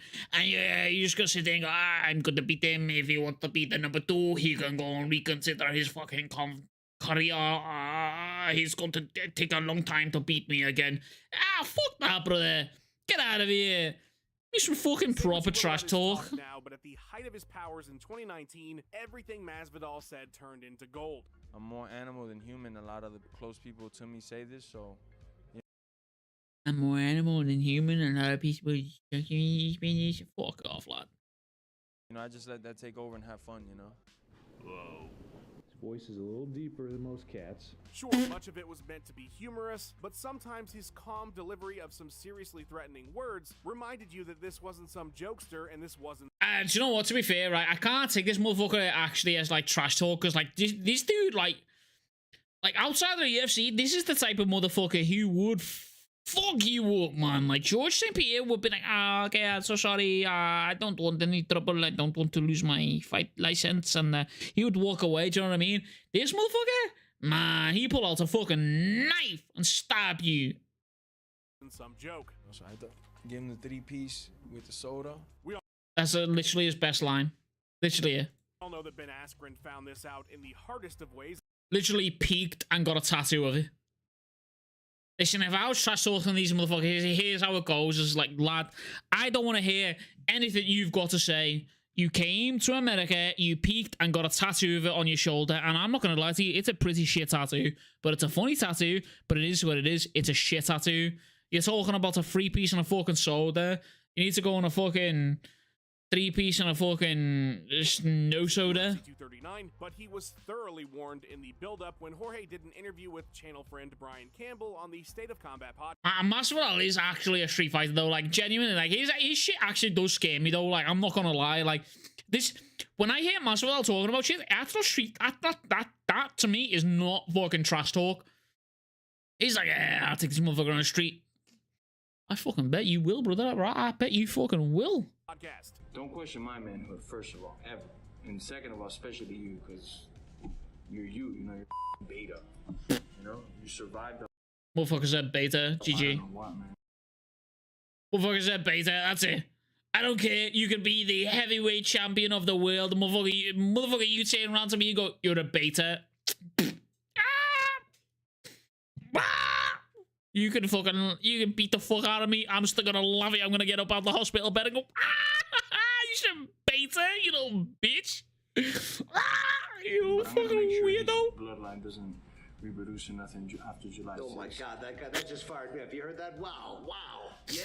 Extinction of... I'm gonna make sure his bloodline doesn't reproduce. Shut up. Ah, mate. I don't even care. He could smack the fuck out of me. I don't care. I get like genuinely, I don't give a fuck. He could smack the fuck out of me. This motherfucker said beta. The Askrins, bro. What I love about this is There's gonna be no more Askrins, bro.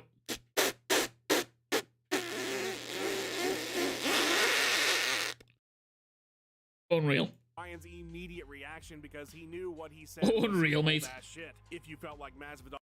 Fuck's this bitch doing? What is he doing? Hey, lad. It was some cold that. Hey, why is Hasbulla there? Why is Hasbulla there, brother? What are you doing? Shit. If you felt. In front of the child?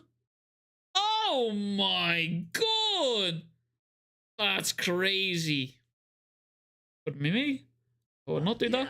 Extinction of the Askrins, bro. What I love about this is Brian's immediate reaction What are you doing in front of Hasbulla? because he knew what he Oh my god, this is brutality. Said was some cold ass shit. If you felt like Masvidal went a bit too far there, you're not alone because Askren felt so too, considering he'd already had children. So, you know, ending the bloodline would mean more than hypothetically ending Ben. Jorge said, No, that's not what I meant. And honestly, he might not have even known he had kids. Doesn't really matter anymore, but it's definitely the scariest thing Gamebred said during that 2019 run. Number 8, Hamzat Chimaev, ESPN. The language barrier can often hinder a... I'm gonna keep it a stack, yeah. I'm down to shit talk with almost anyone, regardless of whether I get my head fucking panned in. I will shit talk almost anyone. Maybe it's the fucking Napoleon complex, and you could kick the fuck out of me. But I'm just gonna say it right now. There are certain people on this planet that I would actually not shit talk. This motherfucker? Yeah, I'm good. Khamzat Chimaev sounds like a fucking biological nuclear weapon. And just even his name, just his first name, sounds like hazmat. And that is almost always for fucking danger. I'm good. It's always a dude with a beard and no mustache. I'm good, mate. Smash. I'm good. English-speaking UFC audience. Jose Aldo is a great example. Many fans found bitch this dude though, he's an idiot, lad. him mysterious because they only ever heard what he said through translation. But sometimes something is so cold it doesn't even matter. In fact, it might make it even scarier. Hamzat Chimaev is an intimidating... Yeah, nah, I'm never saying shit to this motherfucker. I don't give a fuck. This dude's like 6'8", 185 pounds. I don't care. This dude's body fought off COVID single-handedly without a vaccine. I don't even give a fuck shit, brother. Any dude without a mustache and a cauliflower ear, I'm not saying shit to, mate. I don't care. If I was a fighter, and he'd be like, oh, have you got any weight to your opponent? No. He's got a beard with no mustache and a cauliflower ear. I'm good. I'm good. That's fine. He does speak English. It's usually to say he's got enough struggles as it is. He's got a beard without a mustache and a cauliflower ear. This dude's got enough struggles as it is. I don't need to add to his struggles with my shit. He's gonna beat my ass regardless, you know what I mean? Even if I win, I'm still gonna come out of there with a fat eye and a fat lip and probably a cauliflower ear. He might even knock the mustache off my lips. I'm good for it, you know what I mean? Like, let him fucking deal how it is. You're gonna go to the caps if they fix that. Come on, look at those ears on. Look at those ears, lad. That right there, see this person? That's Khabib if Khabib got to fucking 6'8". Scary. You're gonna go to the caps, call the caps, you know, like Dana White will be in the jail if they make it. Dana White will be in the jail. And he's largely proven that that's true, which is why many of us absolutely hated the horrible mismatch he was handed with undersized Nate Diaz at UFC 279 to apparently appease Satan, especially after Brett Okamoto tweeted out that Boers had this to say to ESPN, translated from Swedish: "I am going to handle Nate Diaz's funeral with the UFC." Okay, well, that's not necessary. Why are we doing this, huh? I mean, come on. One of the top replies was, "Jesus Christ, that's a cold-blooded quote." Indeed, Charlie. I'm not joking. That actually might be the coldest so far out of a 14-minute video within 4 minutes, 30 seconds. That actually might be the coldest fucking quote out of any fighter in here. Harley Quinn. Luckily, the MMA gods spared us that fight when Hamzat showed up 150 pounds overweight, but the 150 pounds overweight, that was all of his cock. His cock was too big. He had to weigh him out because of his cock was just too fucking fat. Quote remains just as frigid. Number 7, Max Holloway, Fight Island 7 post-fight presser. Oh man, this one isn't number 1 because Max is a teddy bear, but this is absolutely my favorite. Alright, so here's the setup. During the post-weigh-in interview before Blessed's fight with Calvin Kattar at UFC on ABC, the Bostonian made a little analogy about their age and boxing level, leading to this comment from Skeletor Max right after the stare down. Skeletor Max. Hey, whoever this dude is who's commentating this fucking video, oh my god, he just said Skeletor Max out loud. Nah, brother, I'm not saying that shit. This motherfucker. Look at this man. This man. Fuck, look, this dude, actually, do you know what these two look like, actually? This dude looks like Max with a beard. High school, he'd be a senior, he'd... Hey, chat, no, these two look like brothers. Tell me these two don't look like brothers. That's Max without a beard. That's Max with a beard right there. And I'd be the freshman. But he's picking on the wrong freshman. So I get to go out there and show him what this freshman is all about. Okay, so that was cool, you know, kind of played on his words. Nothing too crazy, right? Well, Max typed in IDDQD before the fight and went God mode on Kattar, landing the most strikes in UFC history. This isn't even trash talk. Listen. Oh, mate, this isn't... No, this isn't even trash talk. This is just... It's just sheer domination. This isn't even trash talk. So while talking to the commentary team and no-look dodging punches. He also yelled this freshman came to play, making what he said before infinitely more badass. But the icing on this freezing...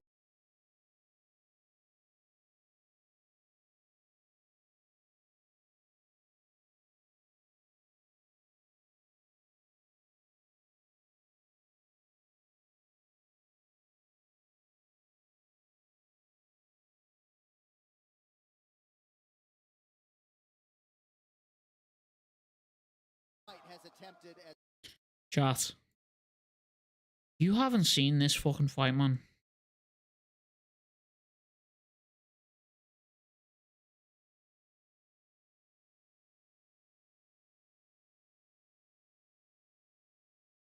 Maybe right at the end, innit?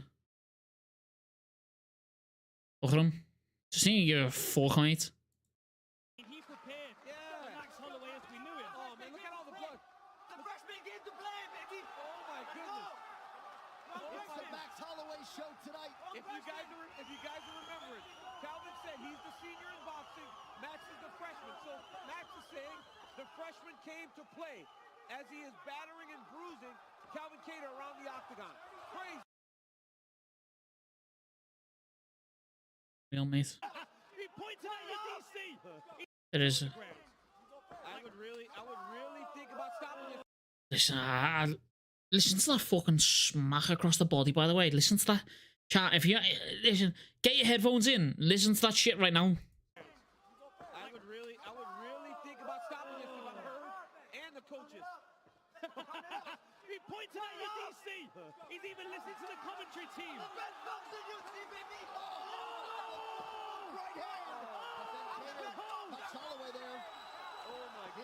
This man looks at the commentary table and says, "I'm the best boxer in the UFC, baby," and smacks the fuck out of him. Bam! He doesn't even look at this bitch, bro. Oh my god! Don't care. Coldest moment on the fucking planet, mate. Don't even care. Bam! Oh my god, brother! Oh! I actually genuinely, visibly remember watching this fight thinking, what the fuck is going on?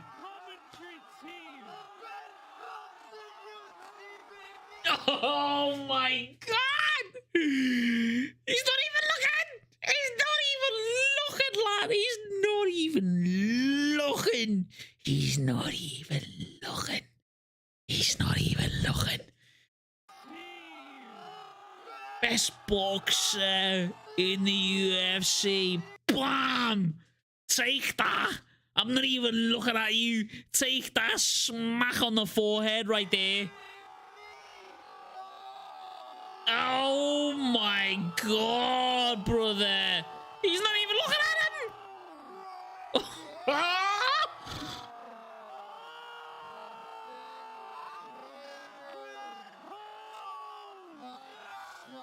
Oh my god.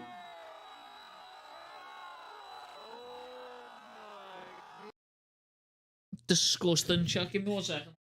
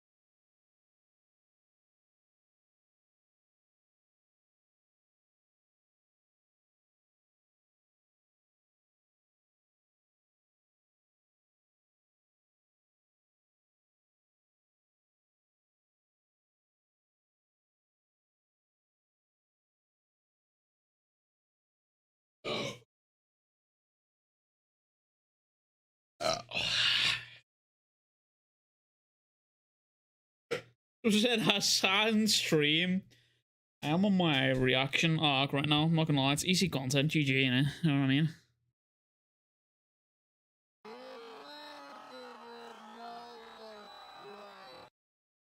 Crazy. Anyway, chat.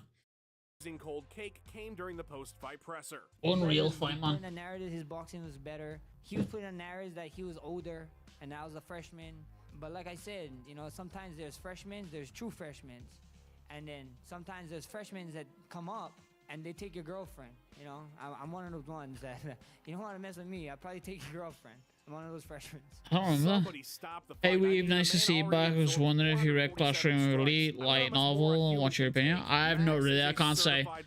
I can't give you my opinion on that. I apologize, brother. But I appreciate you being here, though. Thanks so much. Cast your mind back to the summer before Ronda Rousey was defeated by Holly Holm, back when she was still invincible and intimidating as hell. At the height of Ronda Mania, she would take on Betch Kohea, who had no business in the cage with her, but got a shot by beating up Rousey's friends and talking a good game. That chat would get her in trouble, though, when she said in a translated interview that she hoped Ronda didn't off herself after losing, a comment that, given her family's history, didn't go over well with Ronda or her loved ones, prompting this response at a media scrum prior to the event. I don't mind taking things on myself because this is my job and I chose it. When it starts to affect and insult my family, that's when I know an example must be made. I need all the other girls coming up to look at what happened to her and decide that it's an example not worth following. She already got the fight. There was already enough heat behind the fight. It was entirely unnecessary. And to bring my family into it, they don't deserve that. And I did my job and I chose it.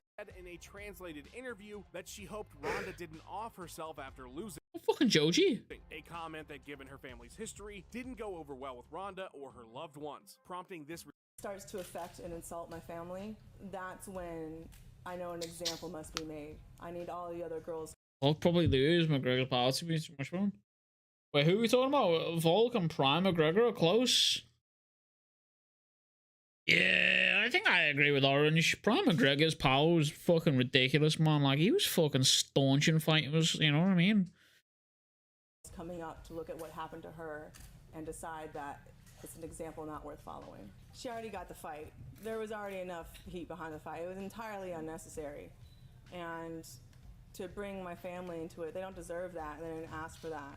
And I need to make sure that nobody else tries that ever again. You were already in big trouble. I mean, really, you didn't have to do that. There's poking the bear, and then there's snapping a 2x4 off on the bear's head. Ronda demolished Kohea in just 34 seconds, knocking her out cold, exclaiming as she walked away, "Don't cry." Also cold as hell, and in response to something Betch had said, "Don't worry, Ronda, she can't cry, she's completely unconscious." Number 5, Khabib Nurmagomedov, UFC 223 press conference. The Eagle more often than You got a sweet for that? Do you know what, mate? I actually don't even know who is fighting this main weekend. Genuinely, I haven't paid much attention to it at all. not let his suffocating fighting style do all the intimidating for him during his career. You didn't really hear him engaging in a lot of threatening trash talk, but if anybody brought it out of him, it was of course Conor McGregor. After the infamous bus attack in the honor of Artem Lobov by Conor and friends aimed at Habib prior to his lightweight Send me title fight location. in UFC 223, the main topic of discussion. Oh, this dude's a fucking bitch, you know. Look at this little... listen, I don't care. This dude's a bitch, mate. This dude could turn up to my gaff right now and beat the fuck out of my I'd still get up in the morning and call him a bitch. He took a little tiny ass cut and was claiming physical and emotional damages. Michael G says a bitch, brother. Bitch. Fans and media quickly shifted from the vacant strap to Nurmagomedov's relationship with the biggest star in the sport, who was getting arrested for dolly assault. During the event's presser, Habib was Look how scary he looks, man. Send me location. the incident and delivered this iconic and icy reply. When I understand this guy wanna find me, of course I try to go out, but security close the door. You know, don't let me go out. Like people talk about I'm scared and I don't go out. But if you wanna find me, please just send me location. Send me location. 100%, I'm gonna give him back. Habib's earnest plea for a location remains some of the coldest shit a fighter has Look at him. Look at his... He's typing on his phone right now. Send me location.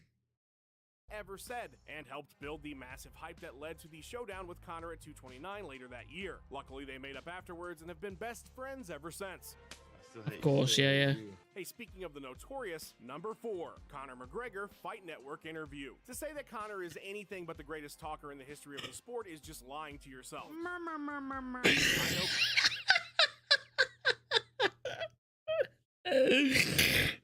could have chosen any McGregor interview right there.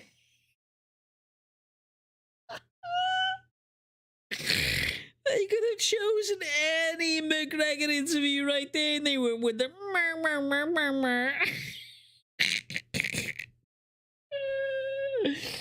Oh, mate, unreal. Plenty of fans are tired of him now, but it's pretty much objectively true. Most of what he spouts is less scary and more biting. He's good with a roast. He knows how to fire up a crowd. He makes gun signs with the right hand and animals with the right hand. So you're a credit to the community. Fuck you. Fuck you. That's what I'm saying, bro. Like, there's just... there are many people that have come into the fucking... There's just many people aren't as witty as McGregor, man. They just genuinely aren't. Like, you could be the dumbest motherfucker and the shittest fighter in the room, but you could still talk shit and sell a fight. I don't give a fuck. Downright goofy. Nate can only count the 5. But not too often does McGregor... You know you're fucking losing a roast battle when the fucking interviewer laughs at you, man. Nate can only count to 5. What did your face, man? But not too... Wait, that's fucked up, man. Oh, brother, that's fucked up. Just not witty enough. Does McGregor send a chill down your spine? That was not the case, though, prior to his fight with Jose Aldo at UFC 194. Gone was all the bravado in this interview with Robin Black. Conor was instead calm. I love this dude. Robin Black is actually one of my favorite dudes to come out of MMA. Like, genuinely. Robin Black 60 seconds MMA binks on Instagram actually are one of my fucking favorite things to watch. Genuinely. Robin Black 60 second binks. If he lets that right hand go, I will not be there. If I Unreal. faint and he reacts some way, I will faint and I will give him that reaction to set him up for something else. I will create traps and dead space inside that octagon. Lead him into dead space.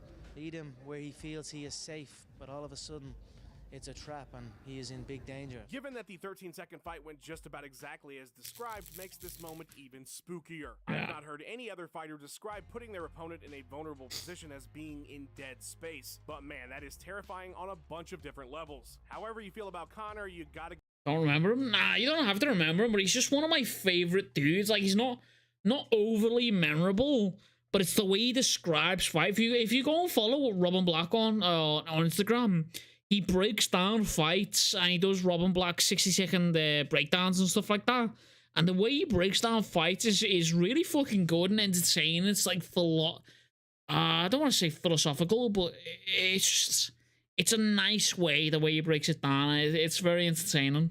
Give the devil his due on that one. Number 3, Fedor Emelianenko, Russian language interview. So for the longest time, I didn't think this quote was real, but after some extensive research using the Wayback Machine, with the scraps I found, I feel confident enough in attributing it to Fedor. Now, the last emperor has 2 speeds: smiley ice cream eating sweater enthusiast, Well, yes, that's my favorite sweater. and emotionless Terminator, the latter of which is only reserved for when he's fighting. You're never going to hear Fedor talk trash or try to be scary, but in a Russian language interview he gave in 2005 for a Bushido Europe event, Emelianenko accidentally did when he said, "Years ago we hardly had anything to eat. Now I earn more money and I see every opponent as a man that tries to put me back in that poorer period in my life. That man has to be eliminated." Terrifying, right? Doesn't even sound like something he would say. But in my research, I found that the quote is incomplete, and the rest of it makes it much more Fedor-y. The ending is, "That man has to be eliminated," in a decent pride way, of course. Obviously, something's lost in translation there, but you can tell he's trying to be respectful as one can be while eliminating people. Number 2, John Jones, Fox Sports Live. JBJ is terrifying in a bunch of different ways. As a fighter, as a person, and occasionally in word form. And while he usually goes for trash talk that's crude and rude, every once in a while he'll get really serious and say what he knows is the truth, that his opponents don't stand a chance. The scariest and most devastating of these instances came in the lead up to his fight with Daniel Cormier. After the presser brawl, after the ESPN hot mic... Fucking poor John Anik, man. Bro, imagine being John Anik. Imagine being John Anik in this spot right here. Imagine being this dude trying to stop, arguably, the biggest, strongest, and greatest heavyweight of all time. This dude, both arms under a single arm right there, straight onto his shoulders. I mean, like, John Anik's arms almost fully extend, don't even touch the top of his fucking biceps. Let's be real here. You are getting ragged about. On Fox Sports Live. And while I would recommend watching the whole thing, by far the coldest moment was when Jones hit DC with the hopelessness of the situation. There's nothing you can do to stop me, Daniel Cormier. There is nothing you can do to stop me from coming at you. You will lose this fight, Daniel Cormier. I want you to believe it. Every ounce of training you put in leading up to this fight will be a waste of your life. Brutal, especially considering how the fight would go. Made even more ominous by the laughter of Cormier while Jones was saying it. He may take the low-hanging fruit a lot when he chooses to trash talk in the lead up to a fight, but when Jones conveys what he knows he's capable of, it's chilling stuff. Number 1, Robbie Lawler, local Atlanta TV interview. Back when UFC 196 was still going to be Conor McGregor versus Rafael dos Anjos for the lightweight title. Rafael dos Anjos. There was a buzz about the sport that if McGregor was able to beat RDA, he... Imagine if John did that to Dana instead. The reaction would be the exact same. It would be the exact same shit. Dana would still not be able to do shit. Wow, fucking Stipe looks so young there. Would be moving up to welterweight in his next fight to take on then champion Robbie Lawler. Of course, that's not how that would end up playing out, and Conor would take a Nate Diaz detour for a bit, but in the lead up to his ill-fated title defense against Tyron Woodley, Lawler and his challenger were doing an interview with WSB TV in Atlanta to promote their upcoming bout, when the Ruthless One was asked about the potential matchup with McGregor. That's when he broke the internet with this gem. I wasn't too worried about it. Obviously, that was a big fight. He's a big draw, but wouldn't have been good for him. How so? Because if I hurt him, I wasn't taking his neck. What were you gonna take? His soul. What you don't see is that immediately afterwards, the interviewer was turned into ice like he was fighting Sub-Zero in Mortal Kombat. You know, almost anybody else at any other time, that line would have been cornball to the max, but coming from such a violent man like Robbie who doesn't talk much, I can hardly watch it without covering my eyes. That was scarier than Hereditary. Be sure to follow Ben Rosette as well because the guy always brings us the tunes. Liking and subscribing sure does help a lot, so if you could, that'd be great too. What are some of the coldest lines we didn't include on the list? Let us know down in the comments below. Thanks so much for watching, guys. I'll see you on the next one.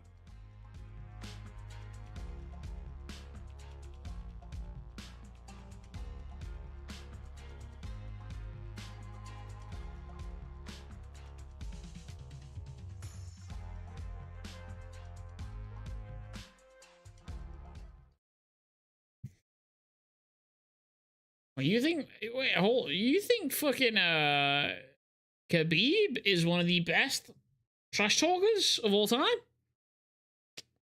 Maybe. But not be putting him in that way. I'm not gonna lie to you.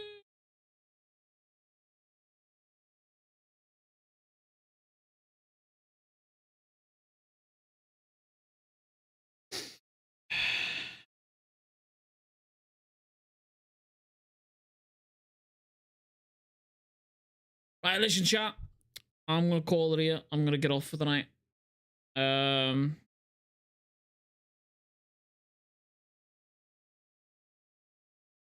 Yeah.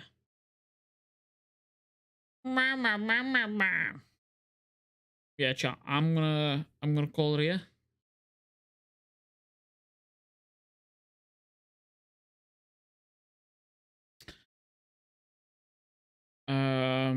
It has been my fucking pleasure to come back and stream for you guys tonight. Genuinely. I'm headed straight for the floor. The alcohol served its. It's been a fucking pleasure to come back tonight. Genuinely. I'm gonna try and get back into videos over the next week. Genuinely, it's been a fucking good one, man. I'm gonna get off. I'm gonna order myself some food. Yeah. I've missed you all, chat. It's been fucking good coming back, genuinely. Whatever you do with the rest of your fucking Friday night, I hope it's a good one. I hope you take care. Drink some water, drink some alcohol, drink whatever the fuck feels good for you, or as long as you're safe and you take care of yourself. Make sure you tell someone you fucking love them today. And as always, chat, appreciate you all. Big fucking hearts, big fucking kisses, much fucking love. I'll catch you guys all in the next video. If you haven't already, join the Discord. I appreciate you all fucking be here. As always, catch you guys all in the next one. See you guys soon. Big fucking kisses.